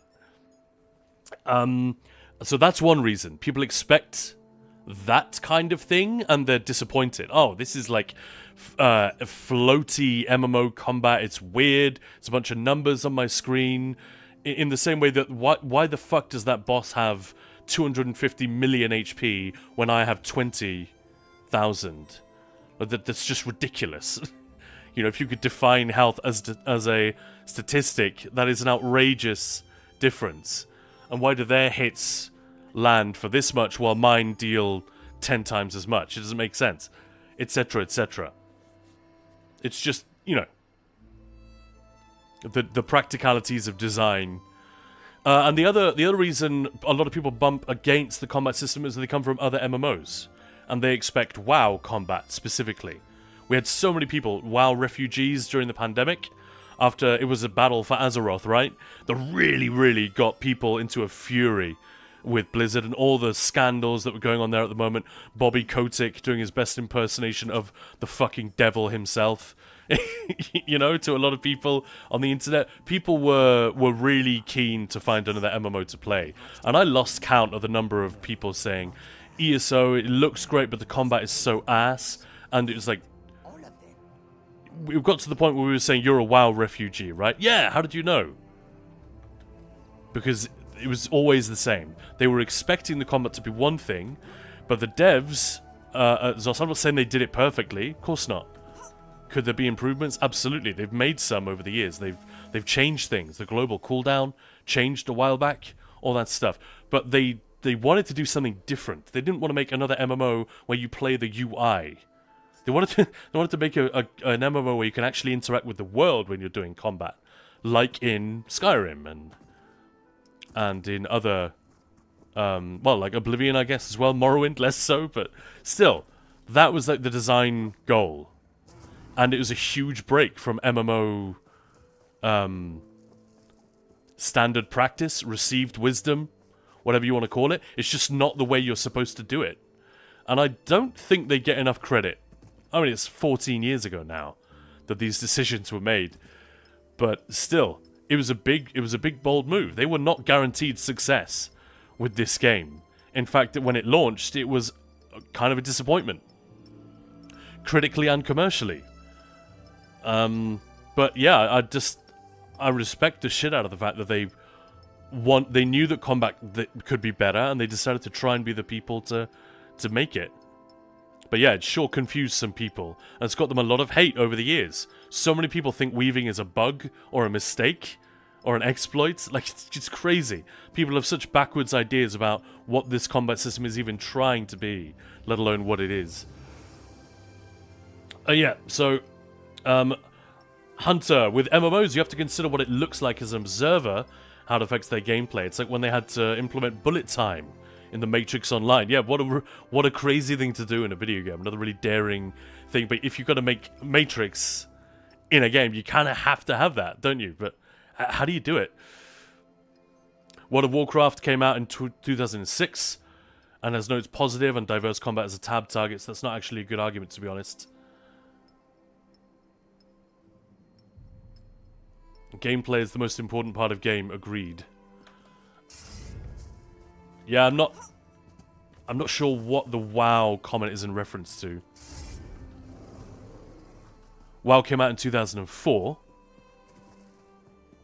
And I'm not saying everyone agrees that ESO is better combat. Obviously, the thousands and thousands of people who play WoW probably wouldn't like to hear that. They would probably disagree with it without knowing anything about this game. Without ever having tried it. Because that's just how we are. But I think, especially for non-MMO people, New World and ESO doing something different with the combat system. And you look at the criticism that the Old Republic typically gets for its combat. It's because people accuse it of just copying WoW a bit too much and not trying to do anything, you know, new and different in the way that they did with narrative and setting, which was amazing. But the combat was a little bit of a disappointment to a lot of people after a while, myself included.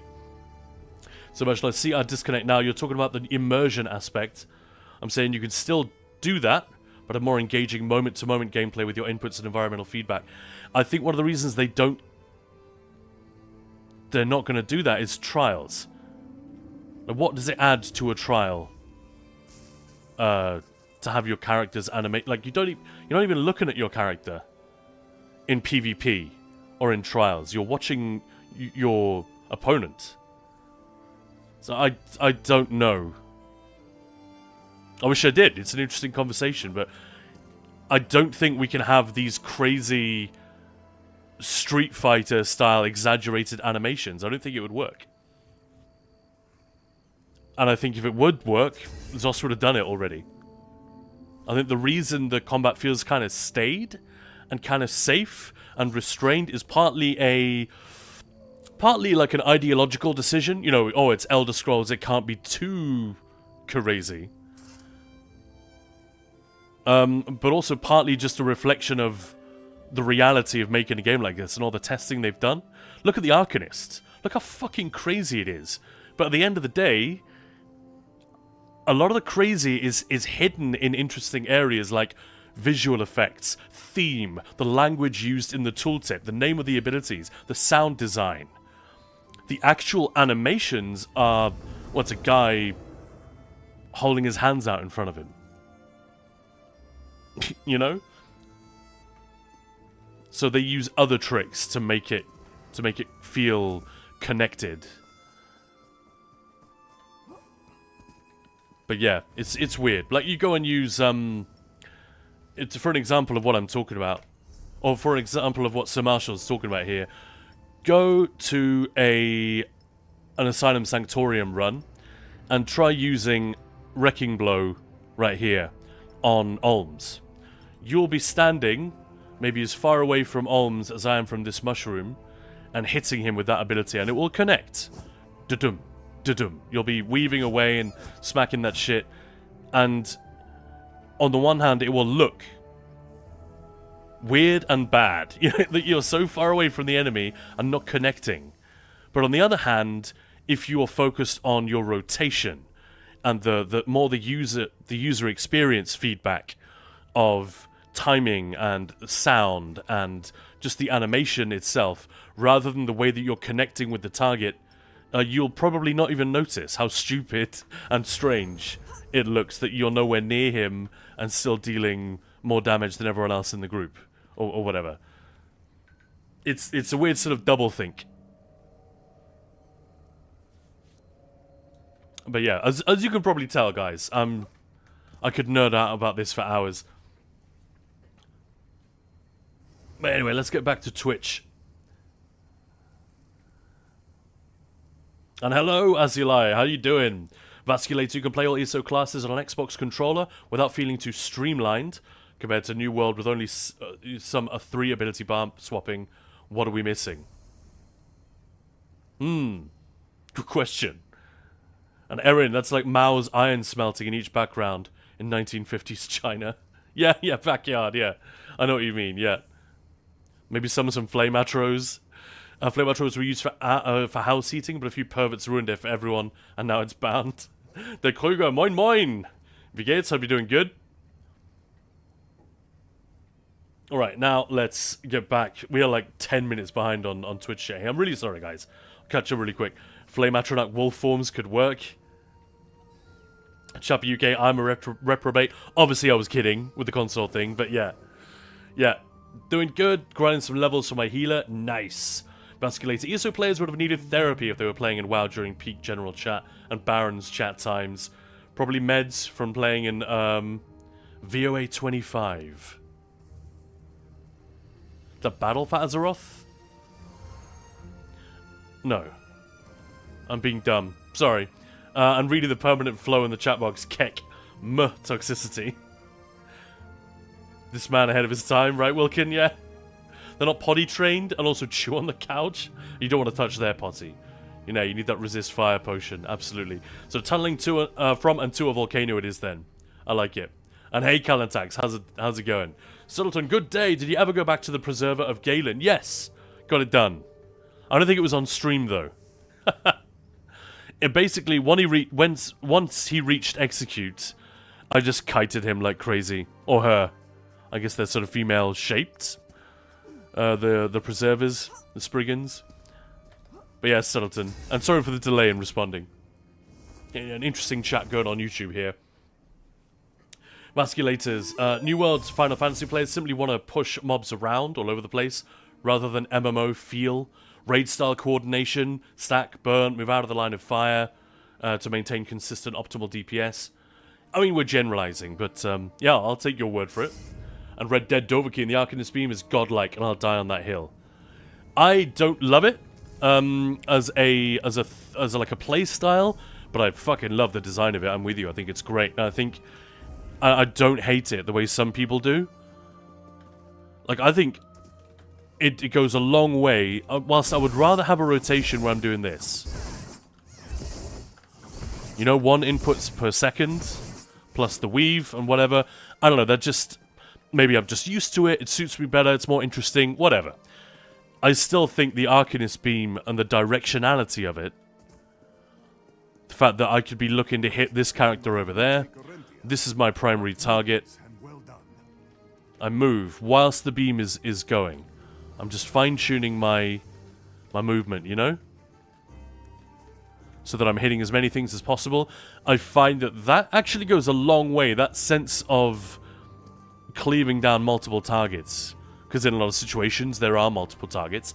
That sense of tweaking your positioning and that moment-to-moment feel like you feel like you're constantly dealing damage, even though it's only 3 ticks a second. It doesn't feel that way. It feels like a beam that is dealing constant damage. It just does. They've managed to sell that illusion very well.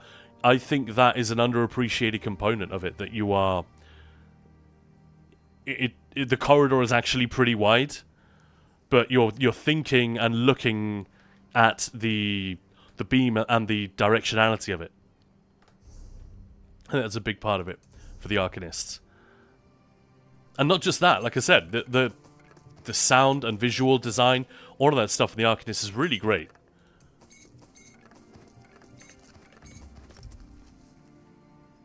Oh no, nobody bought my Crowborn Hunter hat.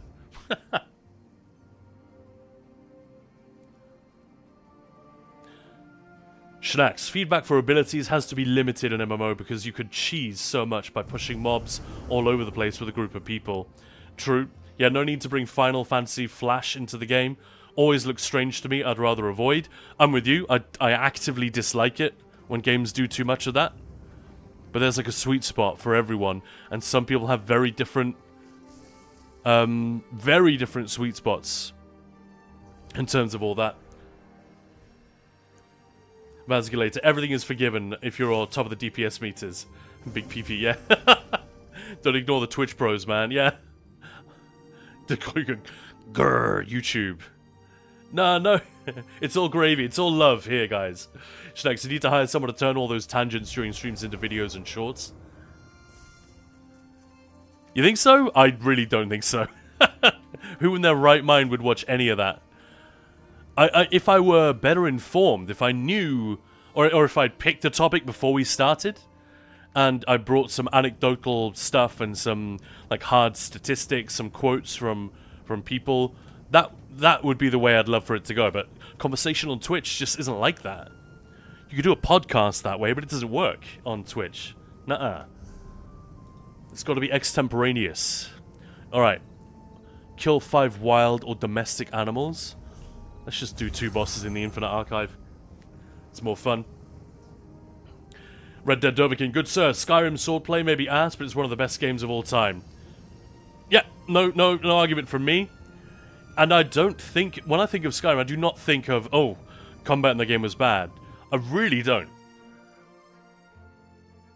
But you can make that argument. And I've seen it made repeatedly. Again, by people who absolutely adore the game. Reviewers, other players, just friends of mine.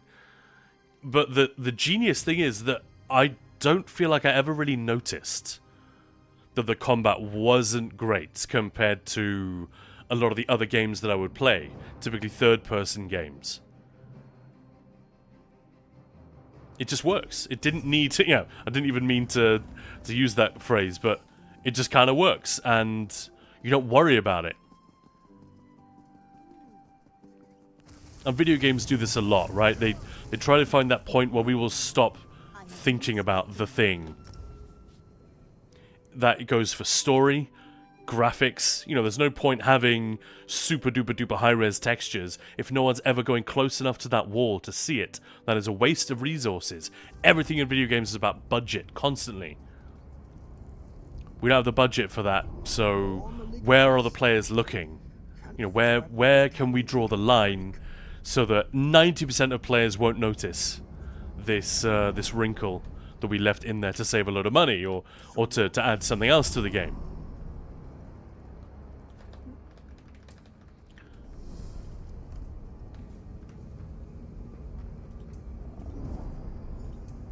What do I want?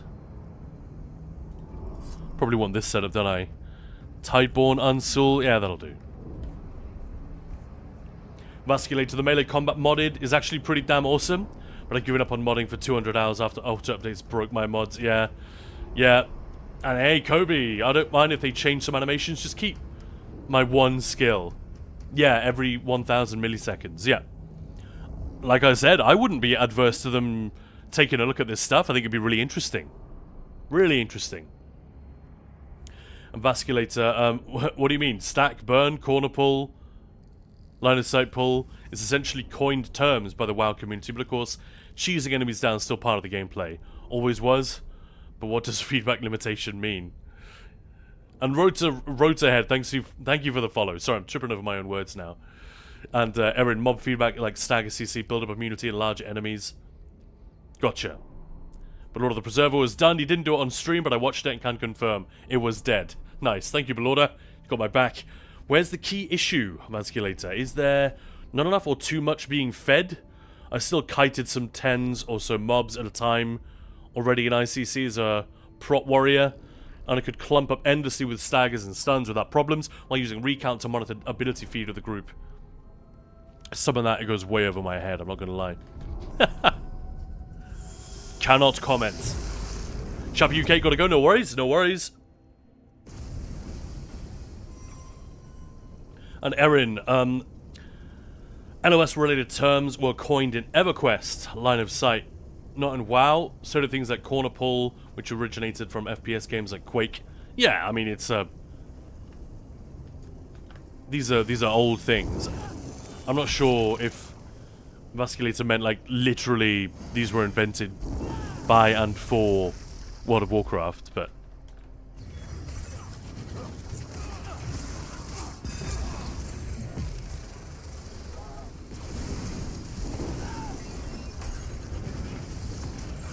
And Wilkin, if someone is bothered by something in Skyrim, they download mods. Yeah, true.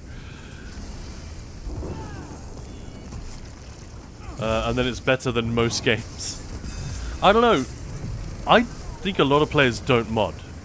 A lot of players. Maybe not the ones who are still playing Skyrim. But I think whilst it's awesome that we have that side of things, I think it's wrong to assume that everybody takes advantage of it. In fact, I get slightly tired of Bethesda's attempts to ram that shit down our throats with the Fallout Anniversary Edition and Skyrim, whatever it was, Ultimate, what was it called, Special Edition. It's like, why are you putting in stuff that you didn't make? It's weird. I know this is a strange. It's not like a major issue for me, and I think it's a way to get to give revenue to some of these creators, and that I support. But I kind of just want the game to be awesome without mods. Do you know what I mean? And that is the way I would like to experience it, at least first. And modding is just for, I don't know, minor things that the devs didn't think were worth fixing, but that are actually annoying a lot of people. Or, you know, tweaks and improvements, that kind of thing. Like changing the fundamental gameplay or the way that the combat feels. I don't know if I'd ever be interested in modding Skyrim like that. I'm not questioning anyone else's interest in it, I'm just saying. Personally, for me, I'm at the thinner end of the wedge when it comes to modding the shit out of everything just because I can. I don't think it automatically makes the game better. In fact, often it simply doesn't. And it's just a personal... It's a subjective take, right? And I think there are a lot more people who don't mod at all and have zero interest in doing it. And I wonder what to do about that. Like, do we try and force people to engage with mods? You know, if you're a developer, if you're a studio, is that a thing that you want to do to increase the longevity and the shelf life of your game? Or do you just let those two sides of the community be separate? Interesting. And Pride Claw, yo Khan, how we doing? Guys, is it me or are people already done with the new map? Taking down the wall event was so crowded, but after we took the wall down, I don't see anyone around anymore. You mean, Eastern Solstice? A lot of people didn't buy it. I don't know what the numbers are, maybe I'm wrong, but I got the impression that far fewer people wanted to buy Seasons of the Wormcult content pass than they would have bought the chapter for, I don't know, Blackwood, Necrom, Westweald, I'm sorry, Gold Road. And I'm not sure why that is. I think some of it is to do with the misperception that it is small. Partly it's because of the strange pricing, like it was a bit more expensive. And like, why? Like, surely if you've got an experimental new release model, you want to lower the price a little bit. And, you know, convince people that this is still, everything is still good.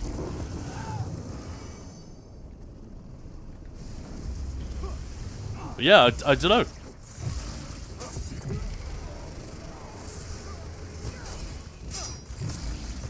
A lot of people aren't interested in story as well. Like a surprising number of people. Especially when we talk about, you know, it's one of the things that this game does really well.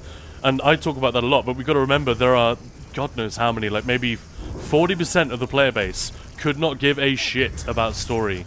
And they simply, they either spam E through every dialogue or they just don't do it at all. I think there's maybe not 40%, but it's a lot.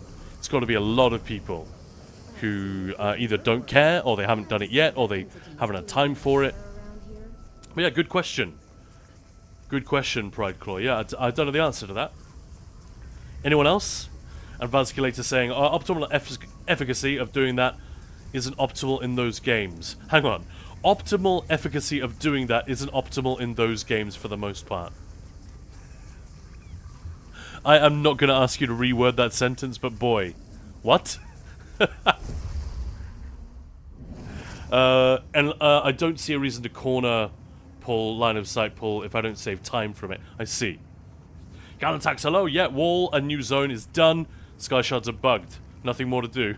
Yeah, there's story content, but a lot of that is going to be instance. You're not going to get a load of people gathering in the same place to do dailies, so that's one nice thing about the event. It did give us that rare sense that shit is buzzing.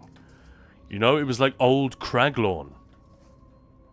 Going to Solstice every day.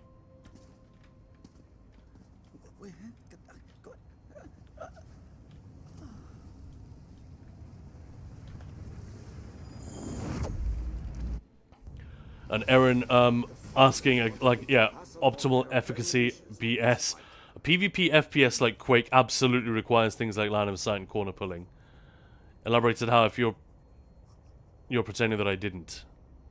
Yeah, I'm not getting in the middle of this. I'm honestly struggling to follow exactly what you're saying, Basculator. I realize it's not your fault. It's because you are having to type things out. It's a relatively complicated thing that you guys are discussing. And I'm getting to it like a minute or whatever after it gets posted. I'm like, huh? What? Just the flow is very awkward. So apologies for that. That's the nature of Twitch, where I'm talking, you guys are typing. Hey, we got a little shit. Dude, you need to die before the boss is killed. You never know. I might get some good stuff.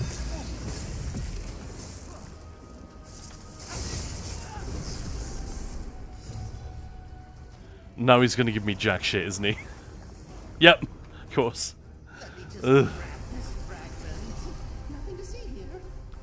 Such bizarre voiceovers in this place. So strange. Like, it works, but I'm always wondering where they came up with, right, we need a character who's like, who's crazy in this direction, and how do you get there? And Kluger, I'm done with the zone. One of the pets. Yeah, nice. And Pride, yeah, Eastern Solstice. Schnax, I wasn't talking about actual crowd control. What about mobs reacting to hits with animations to make abilities feel heavier? Yeah, I guess maybe if Sir Marshall was talking about that on YouTube, that's an area I didn't really address. But yeah, in ESO they don't do a whole lot. They sort of twitch a little bit, don't they? And especially in a trial against a big boss, you don't really get the sense of the enemy reacting to your hits a great deal. In the same way, the only evidence that your character's reacting to the AoE they're standing in is that they're continuing to deal damage and go, ah, at the same time. Schnacks, yeah, that has to be added carefully in an MMO so mobs are not just pushed around when attacked by a group. Yeah. And Pride Claw, once you buy the Season of the Worm Cult, don't you already have access to Eastern Solstice? Yeah, that's what I mean. I think a lot of people didn't buy it. Like, more... I don't know. I'm not basing this on any numbers that I have seen or that Zos have shared, but simply people that I'm friends with and people in Discord chat and in our prog groups. Like, last year, if I'd asked around Christmas time, hey, who doesn't have access to Lucent Citadel? Let's go! Nobody would have said that they didn't. Whereas if I asked right now, in Discord, like, amongst all the people, all the ninja pullers on our Discord, if I said, right, who wants to go? We're gonna do a mass raid on Aussie and Cage, back-to-back runs. Who doesn't have access? I would get dozens of people saying, "Yeah, I don't have it. Don't have the. Don't have that expansion." I'm not sure why exactly that is. Like I said, I have some theories. I don't even know if it's correct. Just the impression I have.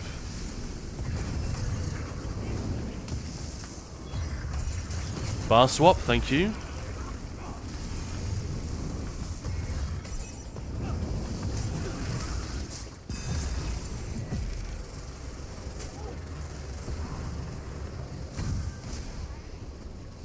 I love finishing with a bow proc. Feels so good. Don't forget to make your choice before trying. Whatever you do next year, Zos, please don't kill Assassination. Like, it's too popular, it's too strong. But figure out a way to do it which doesn't just involve nerfing the shit out of this. It's such a great skill line. Wait!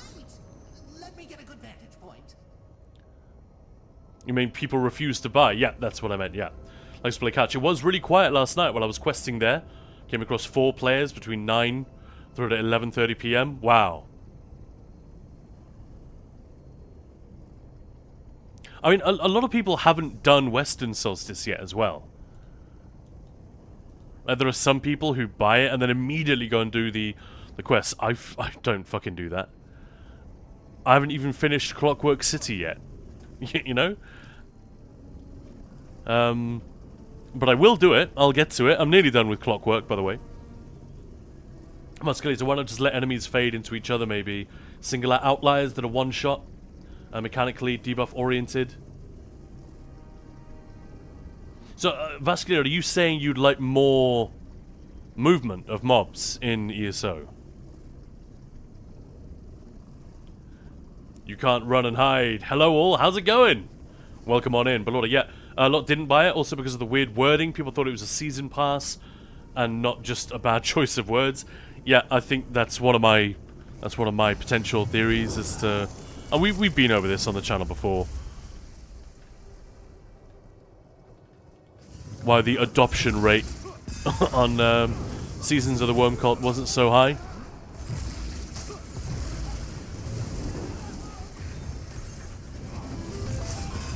A nice magical multitudes proc there, love it. Miles away from everything.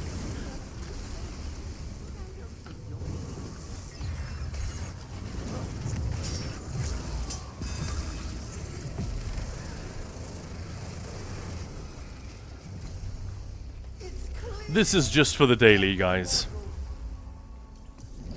Alatar, I've got to go on an adventure. Public transport awaits. Hopefully I'll arrive at my destination today. Yeah, I hope so. All the best.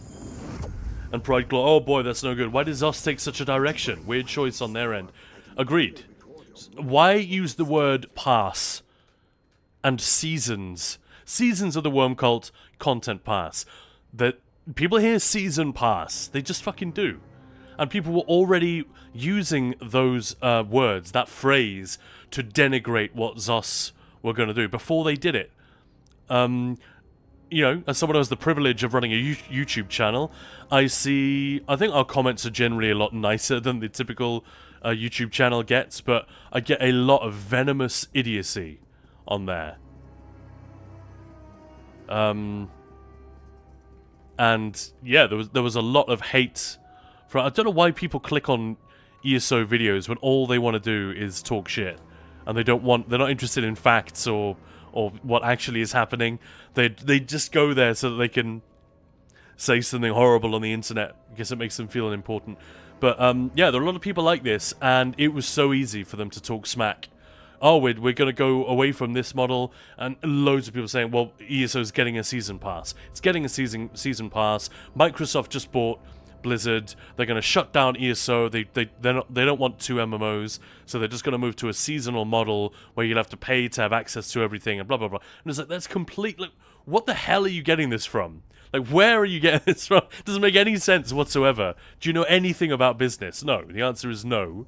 Of course, these people, but they were so gleefully triumphant when Seasons of the Worm Cult content pass was announced. Like, oh, we told you so. No matter that actually it doesn't work anything like that. But yeah, there was a huge amount about that. The trial wasn't a slam dunk this year, Pride Claw. It's good, but it's no Lucent Citadel. It's no Dreadsail Reef. The sets from it are not particularly useful. And, you know, that's another poison pill. If Zos put really, really strong sets in there, they sell more of the content pass, but people accuse them of pay-to-win tactics. It's kind of inescapable if you're a dev in that space. And finally, people looked at the island and thought, well, that's fucking tiny. I'm not paying for that. Never mind the fact that it's actually huge. I think it's bigger than Westweald. And it was just, what you have to zoom in to see how big it is. And it was released over 2 parts. But yeah, whenever you change what you're selling and how you're selling it, you run the risk of losing customers. At least at first, until they understand what the hell's going on.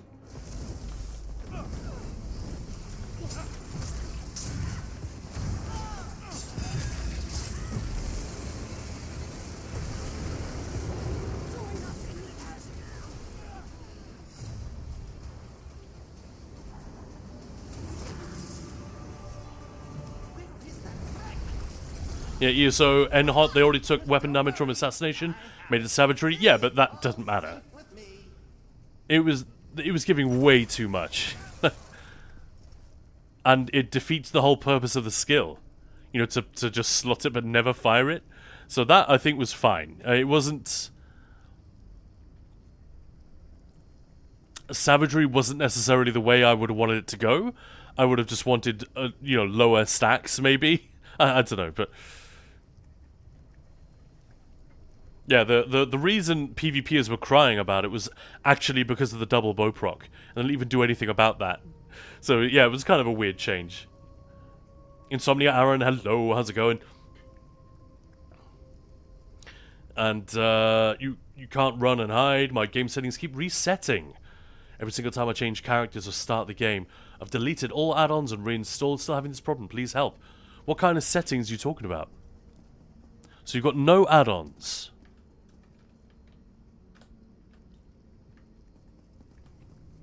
That's crazy. Misery loves company. Yeah. And thank you for the follow. Yeah, you elaborated. Erin, I still don't understand how optimal efficacy is less useful in those games. Give example of Quake, which coined the term like corner pull. It's a key strategy there. Shnax, never had that. Is it possible the game has no permission to write config files? Ah, that's a great idea. Shnax, thank you. Let us know you can't run and hide if that helps at all. I was thinking something like that it's resetting to defaults every time you start the game. Maybe create a custom settings document.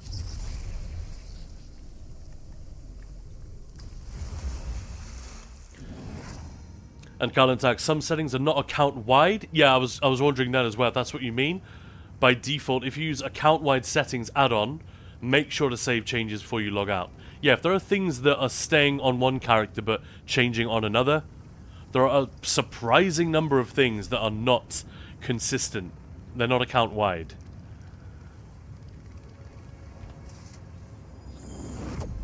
Musculate, I'm just old-fashioned. Don't see why we need to make everything seem so meaty and reactive to make combat feel enough. Oh, so you're kind of using the exact opposite argument of what I thought you were saying. Sorry. I'm sure that's my fault. That's kind of... I agree. I don't think it's necessarily old-fashioned. I think you're just aware that other games have worked fine without the need for every UX bell and whistle to be applied. So long as it's done well, it's fine. Like, look at Doom 2. It's famous for having one of the most amazing weapons. It just feels so great to use. And this is 1995 or whatever. It's freaking ages ago. Was it 94, actually? Yeah, so I forgot the terminology used for fade into each other using games like Killing Floor, where they slide more fluently. While single out chonk big PP enemies from the mechanic to look more heavy. I see. Yeah, slides with more fluidity. I got you.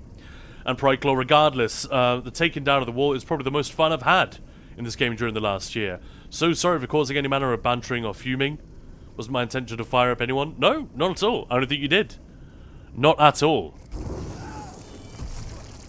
I have really enjoyed the Writhing Wall, and especially the Writhing Fortress.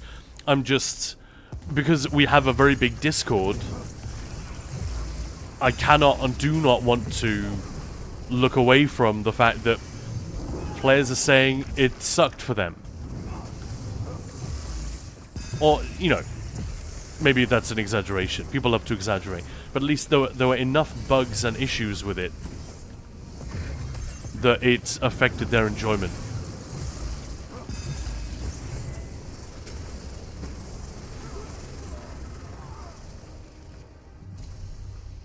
That's a real shame. The devs need to look that problem in the eye and make sure it doesn't happen again. It is not a new thing. It's a constant in the development of a live service game, but ZOS have had some embarrassing issues with stuff like that over the years. The Writhing Wall is not the first. I'm sure it won't be the last, but it is frustrating when there's so much riding on this event, you know, being participated in by everyone. I think that's part of the problem. Some people just didn't care.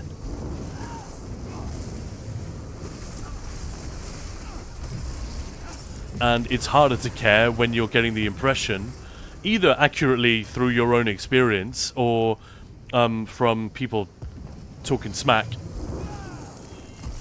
that, you know, it's just buggy, and your efforts are not likely to be rewarded because drop rates are bad, or the instance will bug out, or whatever. Like, it doesn't even need to be necessarily true. But just hearing people talk about how buggy it is going to sour your whole, like, attitude towards the event and how it's gone. So, I'm not saying people need to shut up and stop complaining. The opposite. The devs need to make sure they need to give players minimal cause for complaint. I guess. Nothing particularly insightful or controversial about that. Luckily, he's a terrible shot.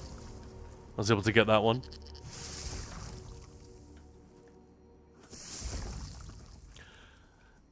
And Vasculate saying, yeah, elaborated that if time isn't won from line of sight or corner pulling, there's no need to do it. We normally don't coin slangs for things that aren't born organically.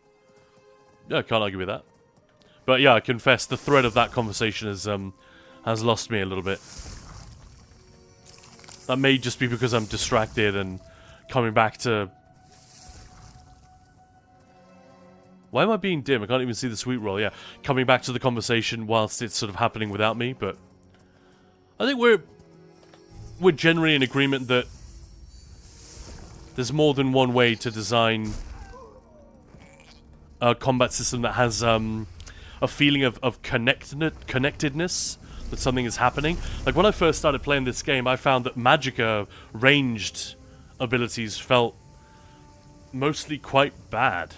I just didn't enjoy the way they felt compared to, say, Rapid Strike, Surprise Attack, the Whip. You know, the melee stuff was just so much more fun, so much more connected. It felt like my character was doing something. You know, when I started playing more with Crystal Fragments and things like Force Pulse, which sadly isn't very good to use. Generally, it's not very high on the list of priority abilities to slot, is it? But, you know, it feels great. It has that sense of, you know, thing connecting.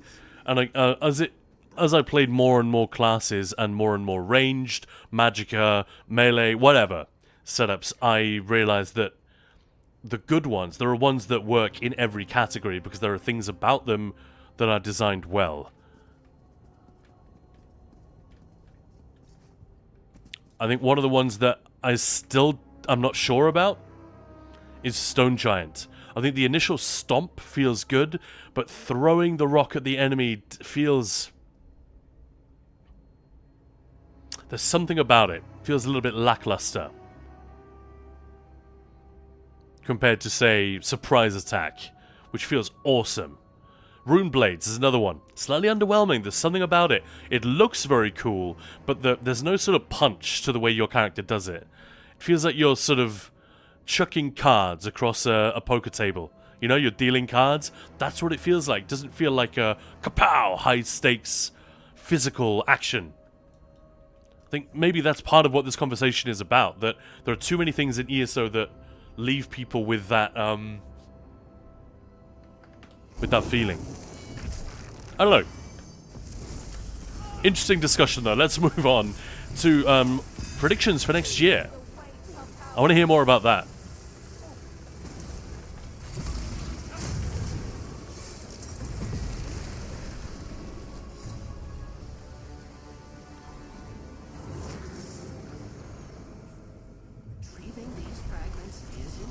Dark Metal. Well, I'm done. We'll continue leveling the healer later. What were you up to? Dark Metal. And Aaron, yeah, don't mind meaty and reactive. They give visual feedback, and you know the hit was hard without looking at it. Old games had hardware limitations and can pull it off. That may be where Vasculate is coming from. Like, when games couldn't do this, it was still fine. So, getting a little bit fed up with the suggestion, which I don't think anyone is making, but the idea that, oh, we must have this or combat is bad. So, no. You just try and play an old game and see how they made it work. I hope I'm representing your position somewhat accurately, Vasculator. Correct me if I'm wrong.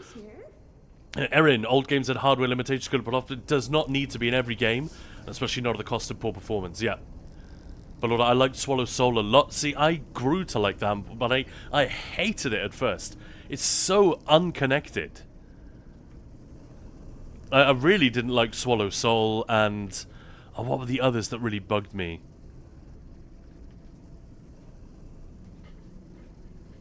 I still don't love Pulsar. I think, yeah, but that's... A lot of this is very subjective, you know? And we can only claim it's maybe approaching objectivity if enough, if like a very large majority of players agree with us. Like if a very large majority say that, yeah, you're right, Khan, I do not like Rune Blades, or I do not like Stone Giant, it feels weird and bad to use. Then maybe I can start saying this is factually correct, but for now I don't have any sort of core principle, first principle, that I can look at and say, this ability works in this way, therefore it is going to feel bad and weak to use. You know?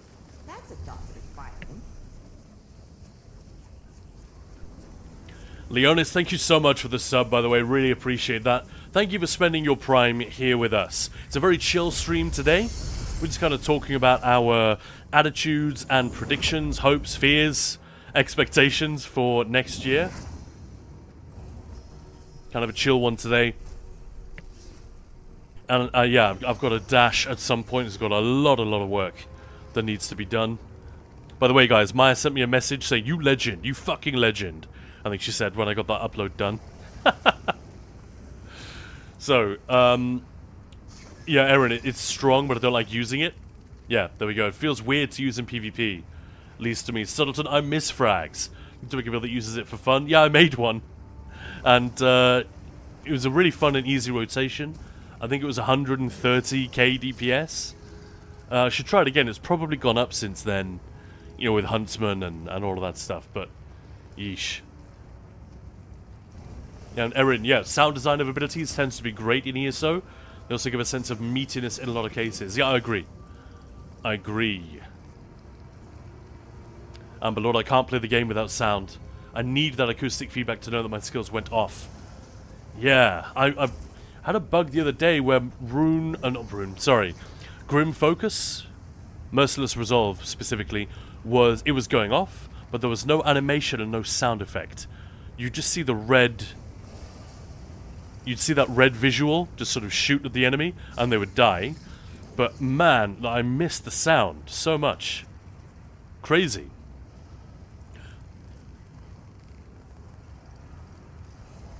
Problem with Rune Blades is the sound effect. Yeah, would have had more of a punch. Could be that. It's quite relaxed, especially when compared with the cracks and like all these sound effects. So let me turn the game up a little bit.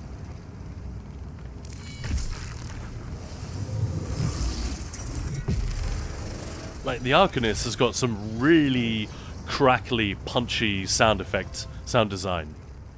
Very cool. It's still kind of organic sounding in a weird way, but I've made the case before that this is the sound, the audio language of spaceships and warp travel and...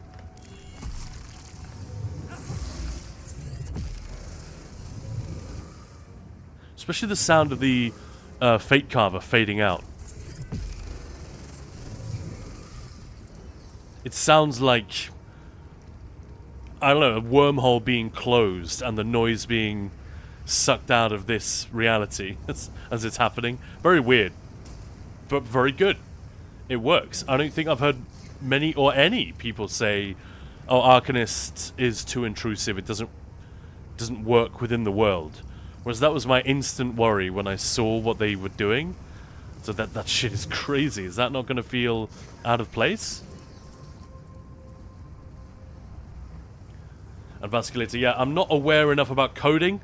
Oh, me neither. But I'm surprised that we had such a flow of so many abilities and still tracked everything in Recount in synergy with DBM for raid mechs, with often significantly larger trash falls than ESO, still saw no performance hits. Yeah, mentioning that was about WoW. And the Schnack, so maybe they have to add a hatchet hitting a big bacon sound to Rune Blades. Yeah, maybe. Something like that. A big bacon. A very specific Schnacks.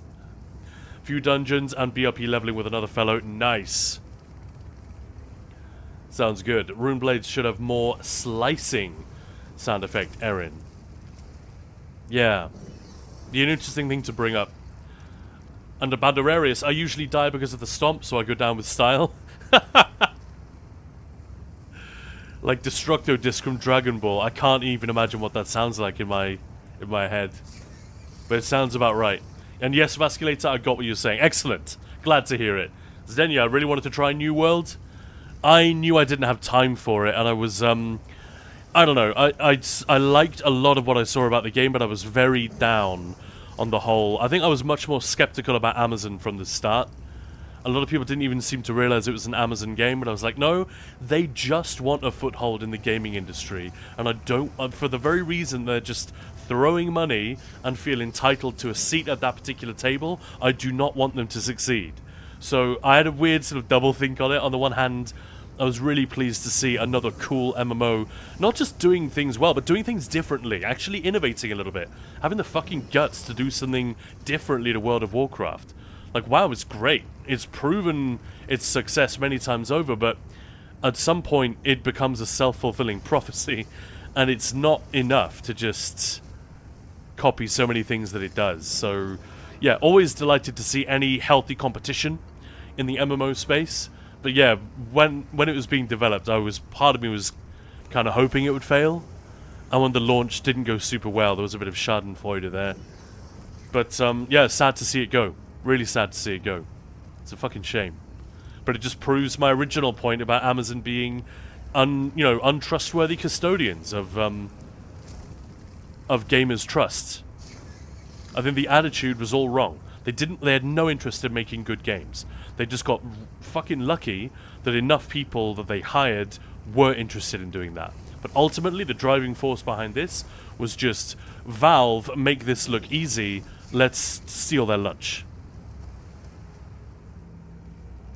And it's become very clear in all the press surrounding the closure of New World and that studio that that is exactly what they thought. That's exactly the mistake that they made, and that was their intention.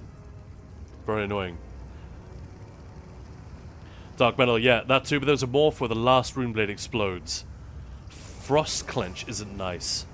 That's an interesting one. I don't really have a problem with that, but I know what you mean. Again, there's a sort of a delayed feeling of it. Interesting. This chat is great, guys. Dark Metal was thinking to start doing story again and use Runeblades with Tentacular Dread instead of Flail and Beam. Well, go for it. And Frost Clench is very nice. I use it to get the ads' attention when they want to hug the DTs. Don't want to expect anything, so I won't be disappointed. Last time I was expecting something nice, it was the biggest disappointment. Legacy of the Breton story. Interesting.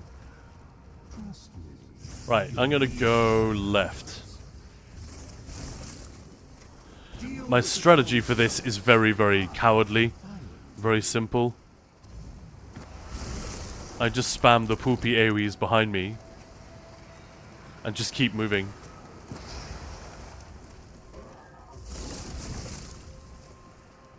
Dude, not a single tome shell. What's up with that? I thought I was ahead of that. I was insufficiently careful. Whatever. Never mind.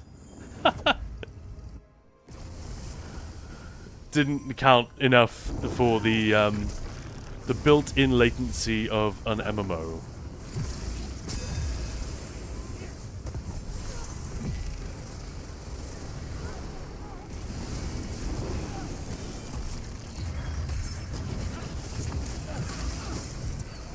The skill is so delayed. Yeah, I've got to say, it doesn't make the list for me, like, not immediately, Belorda, as, like, bad skills.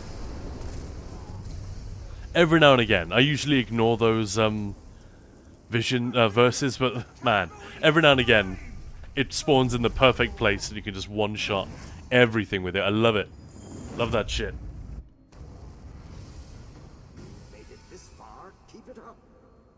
Biggest disappointment was Legacy of the Breton story. Wow.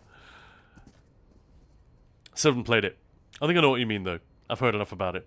Schadenfreude, yeah. I know words. I have the best words.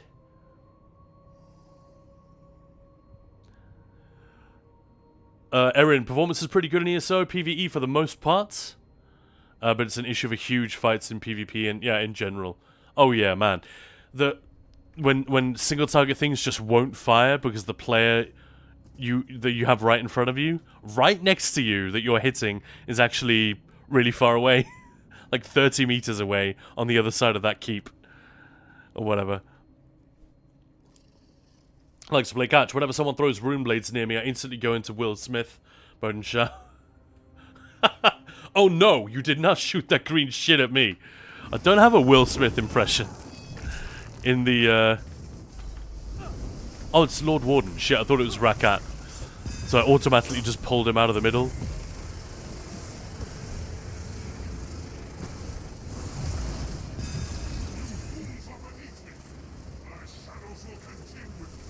Yeah, whatever. Sit down. Have a seat, bub. Vasculator, depends. I often see weird FPS hits from simply looking in certain angles in some areas of raids, dungeons. Obviously underlying issues stacking to an increasingly poor end result. I don't often have performance issues in trials and dungeons anymore. At least I'm trying to think. When I'm running the game at max settings and streaming it like I am now, I do notice that bar swaps don't happen. Sometimes the timing is a little more finicky with certain things. It's definitely a thing. Belordo, I'm playing Runeblades in my Trifecta prog because I have to do DPS at one boss. Don't know yet if I like those or not. It's not bad. It's not like shit or anything, but it feels... I think when compared to the beam, especially, which has this really fat feeling. You know, it's a real mood when you fire that beam at a bunch of enemies. Runeblades, by contrast, feels very light. I think that is the issue as I understand it, as relayed by other people. Not even gonna bother with 3 Crux here, who the hell cares? It's strange. Usually I don't experience your mortal emotions, but now I'm happy. This place is quiet again.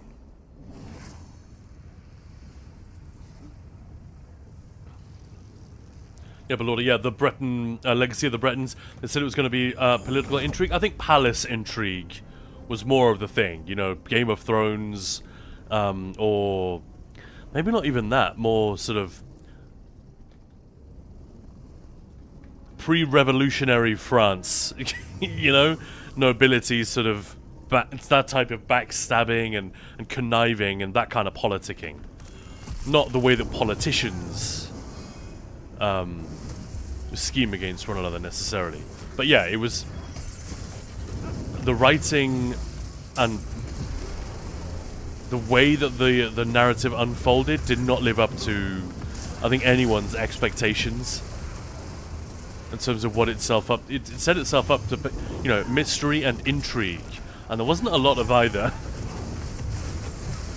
Which is an issue, you know, that's a self-inflicted injury there, because games, movies, TV, even books, to a degree, they teach us how to consume them. You know, a good movie, teaches you how to watch it. It absolutely does. And it should do so pretty quickly.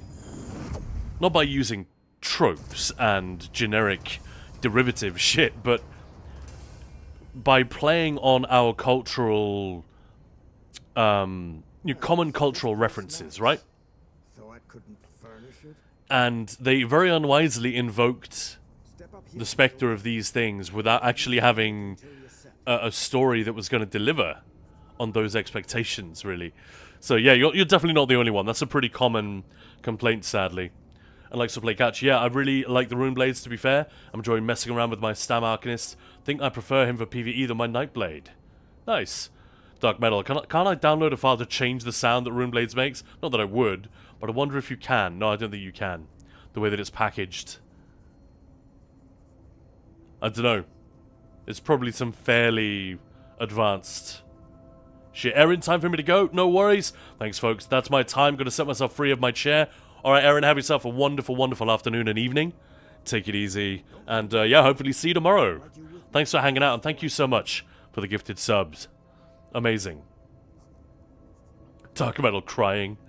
Below to see ya. Yeah, like Split Catch. No, take care. See you soon. Have a lovely, lovely day.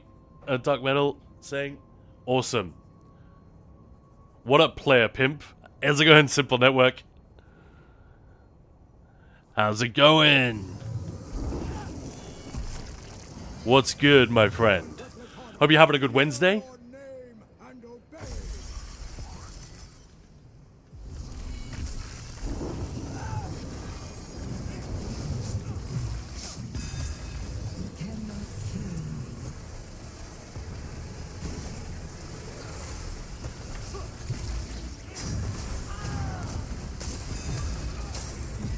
That wall always bugs me a little bit. Sadly, I haven't got any decent visions really to use against her.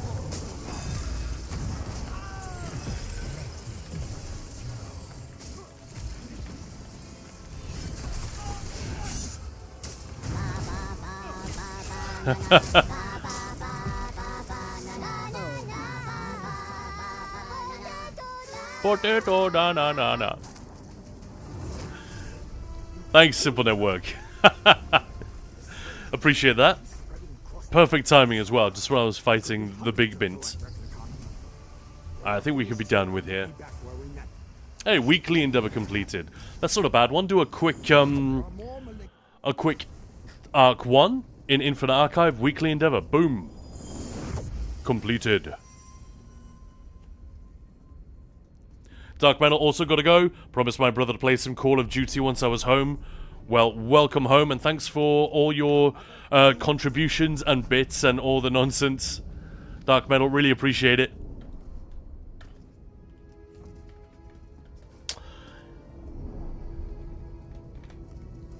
What am I doing? Why am I going back in?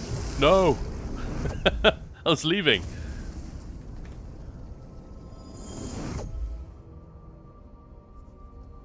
Alright. I might just wind down with a few surveys, if you guys don't mind. It's been too long. They've been piling up. And Lily Dryad was encouraging me to do them on stream the other day, and it seemed to go well, so I was actually getting them done for a change. I love a good survey. Well, it's easy stuff to do while we talk, isn't it? And with nothing big sort of going on in the stream today, Maya's not here. The wall is down. I shot down the wall personally yesterday. First time I'd done that. I never actually tested that bit on PTS. So that was cool. Do not waste my time. Is it still buggy on NA? I don't know. Sorry. As far as I'm aware, all the bugs have either been hotfixed or they are somewhat rare. So you're kind of unlucky if they happen to you, but it's hard to be sure because people are repeating claims that of bugs that aren't actual bugs. I think a lot of people went into the fortress, which was already underway, and didn't realize that that's the thing that can happen. So, well, nothing's here, it's bugged, and then left. So yeah, I don't know what's happening. Sadly, I haven't seen anything new. But yeah, I hope not. I hope it's bug free for everyone as much as possible. It fucking sucks that so many people have been like, "Oh, cool, I'm gonna try this thing," especially if they're not really trial people. Say, I wanna give this a go. Might have seen my video and got sort of interested, and they show up and it just bugs out. That sucks. Too much of that. I've heard a lot of it. Got the daily BG endeavor. Ended up in 2 BGs with one of my trading guild members. Fun. Simple Network. I'll have to check it out. I haven't got to do it yet, and time is running out. It absolutely is, yeah. Maybe I should do that. Relog to the NA server. And see if it's still going on there. I mean, it is, but might be a bit early. For the record, this is how you switch servers if you ever want to do that.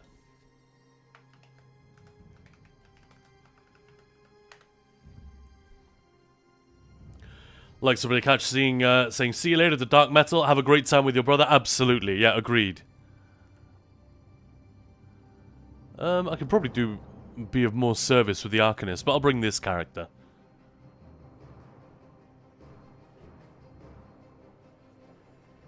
Xenia, I've been lucky with the event, bugged only one time, I think, and I kind of enjoy the fortress. It's just mayhem. Yeah, same. I haven't seen it bug once on live. I saw one issue on PTS, and I was in there quite a lot, as you guys know, but, yeah, really dismayed to hear about the bugs that people have been having. I think probably it's one of those things we talked about the other day.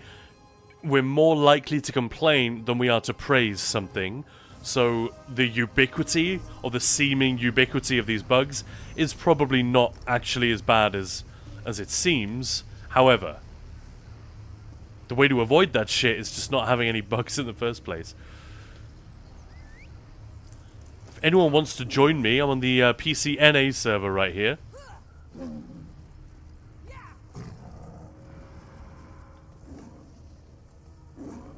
Let's go and get that wall breaker achievement on NA.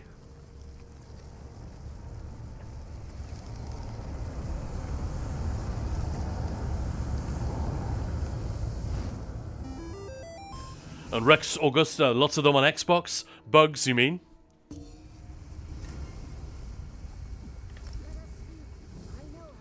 So right, where are we at? The western side has begun. Eastern has not. By the look of it. I hope they're not too...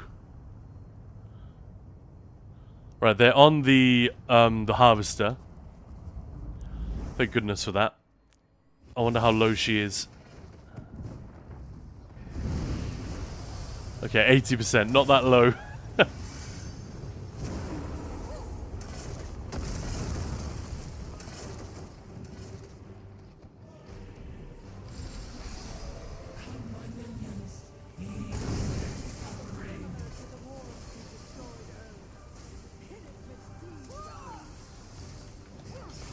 I have no damage on this character, so I'm not even going to try. What was this? A cold fire ballista. Simple Network. I don't know, man. I think they've done a good enough job. No need to complain. There've been too many bugs, detracting from the hype. I'm with you. I want to be. I want to be positive wherever I can. But yeah, definitely a shame. Too many bugs, making it easy for people to claim that the whole event was shit, which obviously isn't true.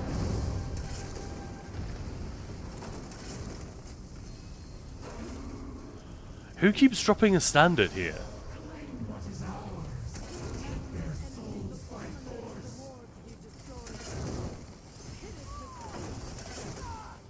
Someone's obviously taunting that big fella.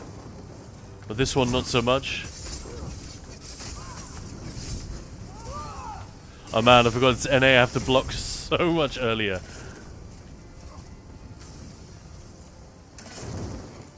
Yeah, I'll come after you. Nice! Dark Shinoa, thank you so much for the follow.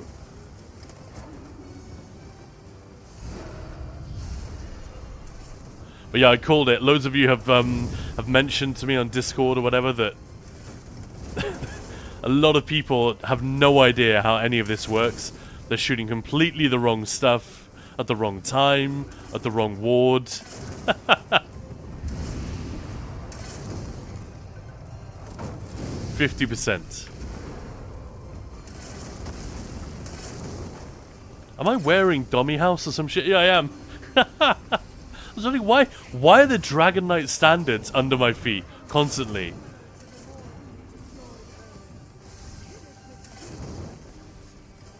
Whole event was a bug fest. Rex Augusta. Yeah, I mean, not the whole event, but yeah, too many. Like I said, I agree. Not complaining. Event was fun. To be at least was something new. Yeah, something new to see in the game. Agreed. But feel free to complain. Like, if we don't complain, nothing changes, you know? Although, don't... you don't need to complain to me. That was funny. Like, while I appreciate people sharing that Writhing Fortress tutorial, I don't think anyone else was really in a position to make one, because so few people had completed it on PTS. I don't know if any of the content creators would have completed it if not for Maya arranging a run with some of them. Obviously, I don't know. I don't know what they were up to. But, whoops, that was a shame. But yes, so I got so many comments, people thinking that I'm responsible for the bugs, or commenting as if I'm responsible. And that's a funny thing you get as a someone who runs a YouTube channel. People often address you as if it's somehow your fault, or you're able to take their words for action. That really makes me laugh, but it's also sad, because I can't do anything about it. And sometimes the comment will be shitty, and it'll make me feel bad, even though I don't, you know, because they're things that are being said to me, no matter that they don't apply. Still doesn't feel good, but that's been quite amusing to see that. Thanks for all your tutorials, top notch as always. Ah, awesome! I'm glad they helped. Rex Augusta, we desperately want to do more of that stuff, but we've got to keep Twitch flowing. We've got a million other things to do at the moment. It's going well, it's fun, but there's so many more tutorials I want to work on. I don't seem able to hit that one. Come on, guys. Two of us had the same idea there. Yes, if anyone else wants to join PCNA, do it. There are enough people here that the clear is definitely in the bag, you know? I haven't actually got it done on the NA server yet, so that'll be fun. I think we were indeed the first people to do it on PCEU. Not just me, but Ninja Balls in general. We organised a big double group. I think there were 3 groups in the end, weren't there? Going in there. 36 people. Not all of us made it to the same instance, but most of us were there. And we were a few minutes, at least a few minutes, ahead of the nearest other.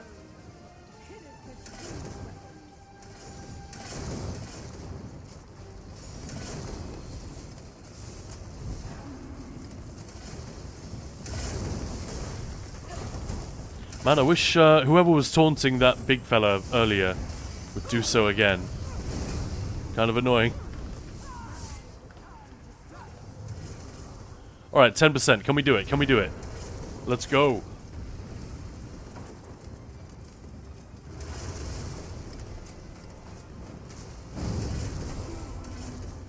Finally, first PG I didn't die in, not being healer.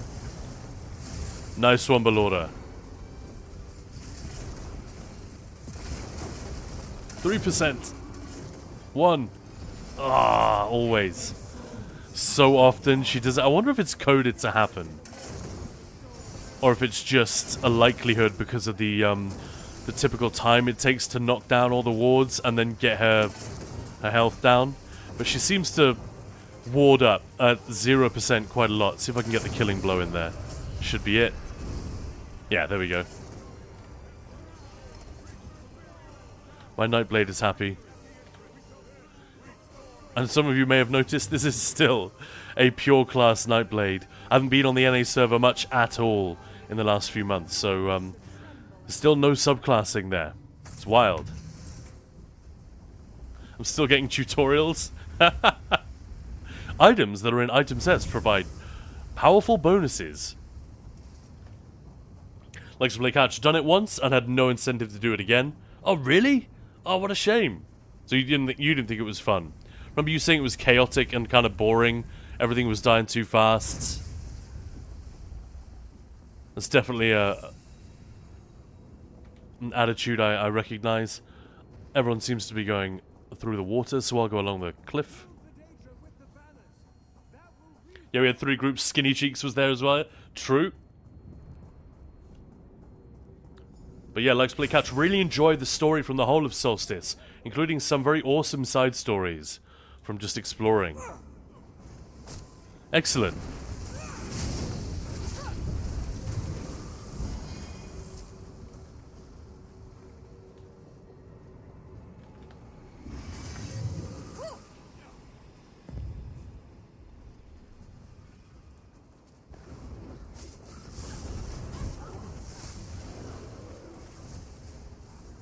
and Ahelt. Yeah, at least it was something new. Couldn't agree more. While we can and should give criticism where it's merited, we should also remember this new format is a nudge in a cool new direction.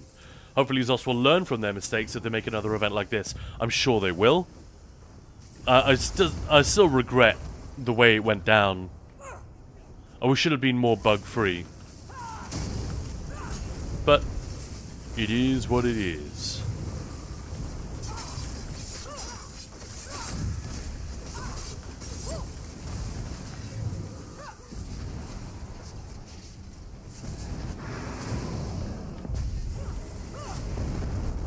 Old school Nightblade rotation here.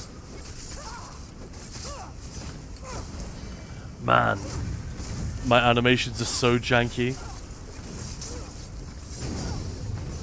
Ping is only 170.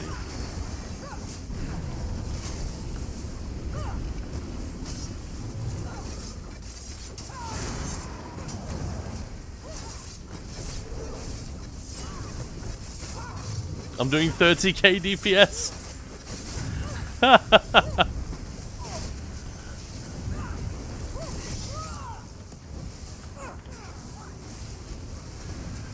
Oh, we've got vitrified souls. Oh no, that's ectoplasm. Boo. Fun. Oh, it's still cool to do it, even if I'm not dealing a great amount of damage. Not exactly pulling my weight. I suppose I am, though. The event, the fortress is so easy.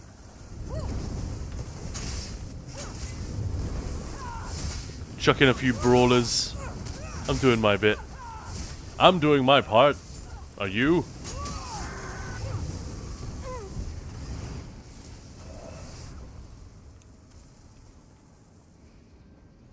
We're the dance party at the wall with pain. That's, yeah. Yeah, I think that was the last time I was on. Indeed, yes.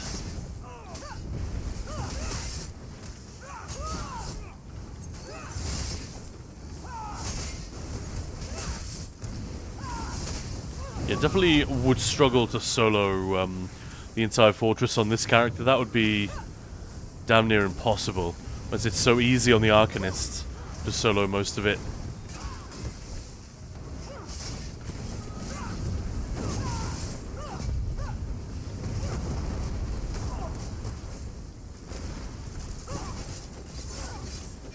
Scorpio Wench, what sort of bugs were there? There's one specific bug where the Infernium on the western side here, the left-hand side, you're supposed to escort it from there in the southwest, all the way up to here in the northeast, and sometimes it would stop at this wall and just not fire the beam and break down the barrier. And so then you'd be stuck. That's the only bug I saw on PTS, and I did mention it to Zos. Whether that's any information, they probably already knew and weren't really in a position to do anything because I didn't know what caused the bug, so I wasn't able to tell them that.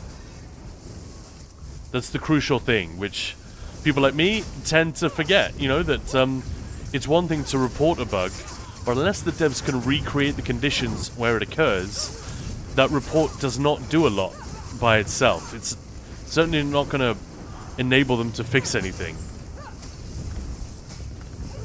I did not experience any bugs for the wall, and it was very fast and great to be a part of, Scorpio Wench. I'm really glad to hear that.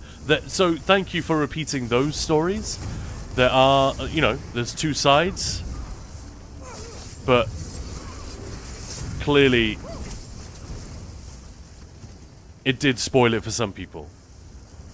And I'm usually, I don't know, I'm usually a fan of downplaying the negative because, as we talked about the other day, or just organically, negative commentary tends to it tends to happen more easily. It gets more attention. It has the tendency to amplify itself.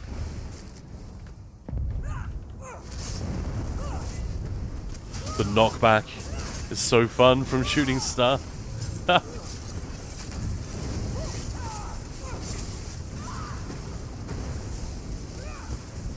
So many CCs in here. Yeah, but Lord, only once got the West Wing bug. Fair enough. I think it was on consoles and on PC. I think these bugs were everywhere. Consoles had that other weird issue where, and maybe PC would have had this too. Again, they didn't get the chance to test this on PTS. So, the way that the fortress works is that when somebody completes, it closes and nobody else can join that new instance. What happened was it didn't close. So when people would enter, all of them were getting put into this new instance because it was available. Sorry, the completed instance because it was available. It wasn't full, but it was done. They couldn't do anything. And that was an issue for the first 24 hours on PlayStation and PS. So, sorry, on PlayStation and Xbox. And they only fixed that, I think, a couple of hours after the PC Fortress went live. That was a real shame. This guy isn't even the real target, is he? Isn't it the Watcher? I guess he must be the secondary target.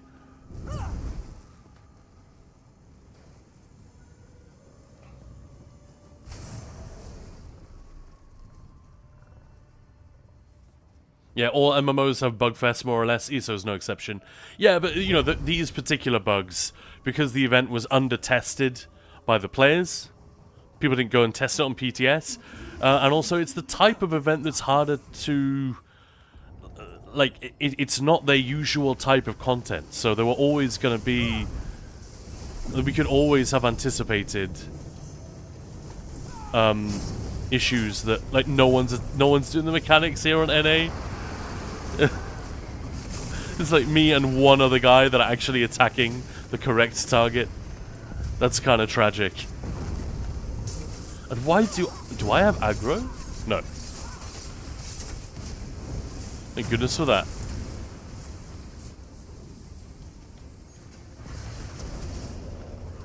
Yeah, look at all these people just heavy attacking the boss. She's literally taking no damage, guys. Come on. You should have watched my guide.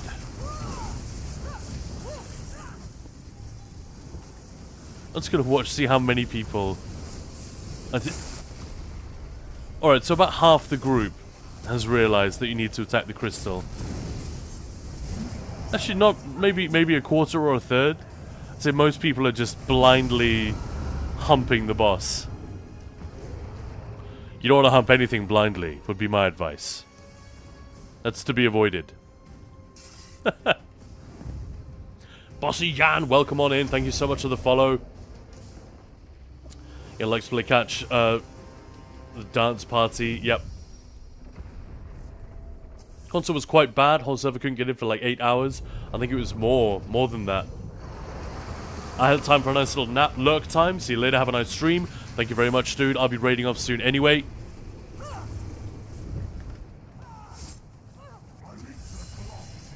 Sweet dreams, Ahelt. Yeah. Sleep tight. Oh, whoa. Those two were fast. Alright. I just looked at chat for like 30 seconds and I missed them.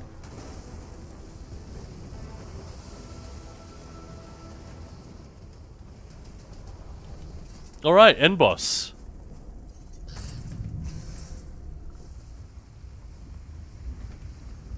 I wonder if Moose is here. I just got 2 Wormwrithe style pages. Gasp.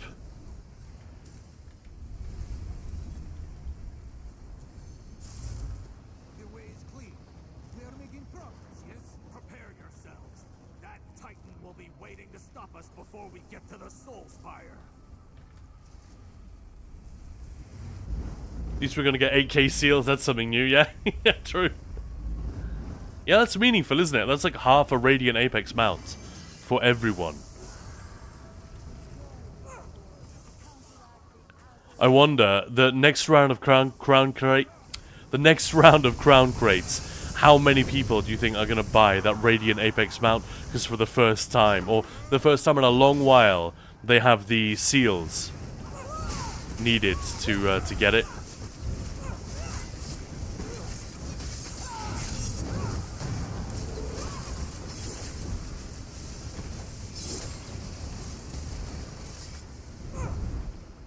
I'm just gonna wait for this bridge to be extended.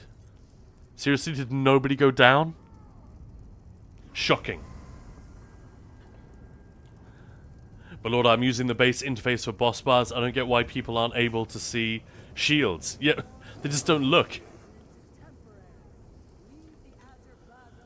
But again, look, people are jumping down and fighting the mobs there, rather than that guy. We need to kill that guy down there.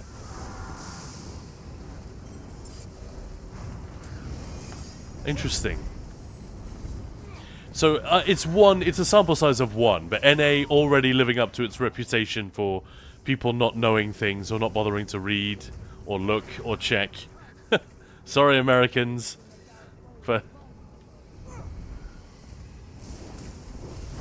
literally no one attacking the correct target here. Oh no, they've got a couple of people. Look how many people I just ran past. Literally 2 people up there attacking the crystal. This is why we can't have nice things.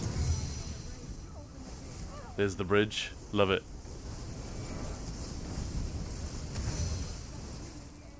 And now everyone's down here.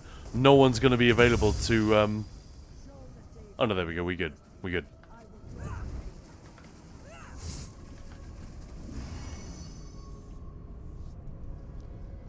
Let's play catch. I've never had enough seals. Wow, man, you should do your daily endeavors. Often they are so quick to do. Look, consume 2 foods? Are you kidding me? I love this. The 2 Daedroths screaming at each other. That's a highlight for me. Ha!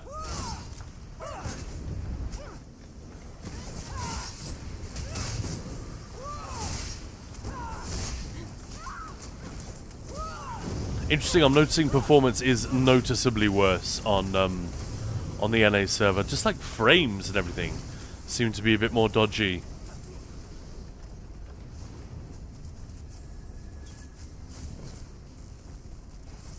I'm going to be pretty useless in this fight.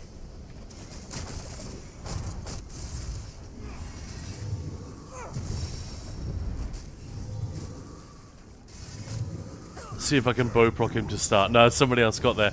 That's big fun though. If you can be the one to pull this guy. If anyone's going in there again before it ends, pull it with a bow proc.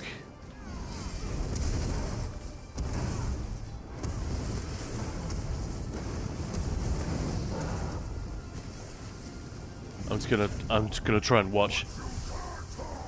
The unbossed changes. The unbossed changes they made are sad. Which change?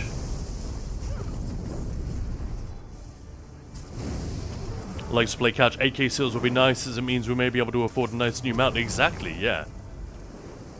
I don't want Radiant Apex mounts, I just want almost every Gua. Hate the Radiant Apex Gua. Hate is a strong word. Wow. Oh shit.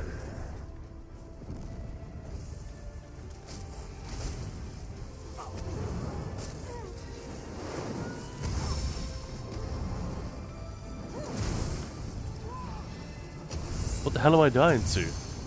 I just have 0 heals. So used to being on the Arcanist with I don't think I even have Reaving Blows slotted. Like I said, I'm going to be fairly useless in this fight. The backpacks are adorable. Yeah, right? Complete day. Agreed. There was a very, very funny bug on PTS. I haven't seen it on live where during the Harvester fight... Let's just get up somewhere high and just watch.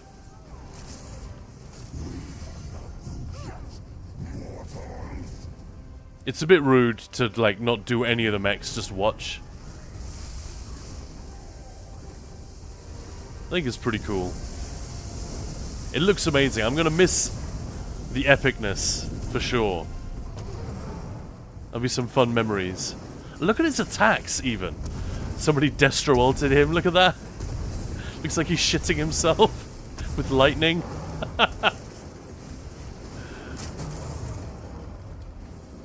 Or do you think that's Elambris going off or something?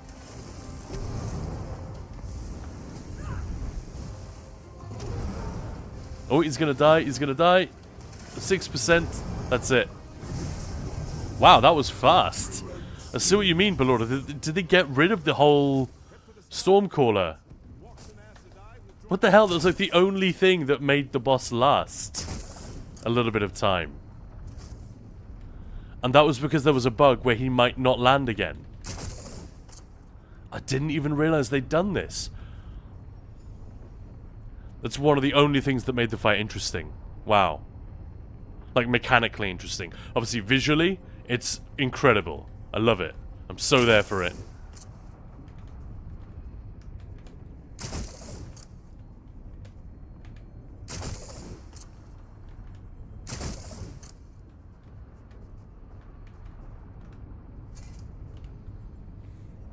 There we go. Look at that.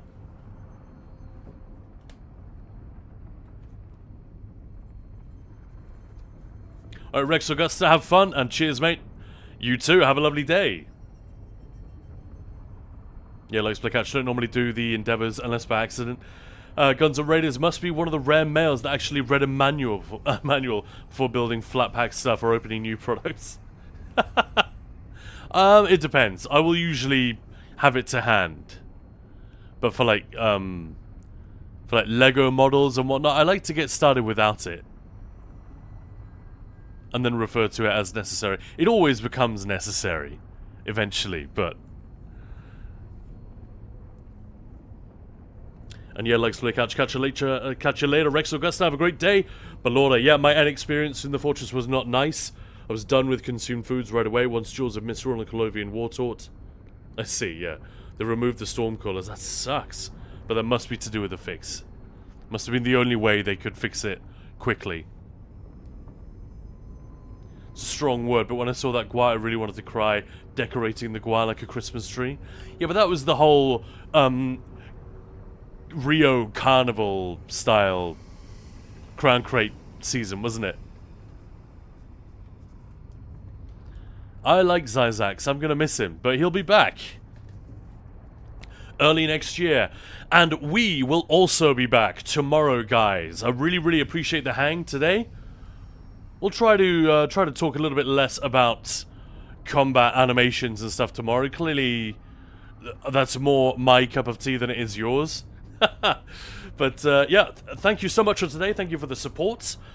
Please remember that Ninja Pulls is only able to do everything that we do because of that support. It is the lifeblood of the Twitch and the Discord, especially all of the things that are going on here.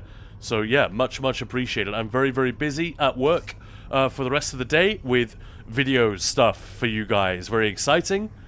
And yeah, some stuff about combat changes, some stuff about next year. Not combat changes, but you know, rotations, builds, that kind of thing. Now let's see who we're going to raid off to today. And yeah, before I finish, sorry, Gobbly Day, I was saying about that.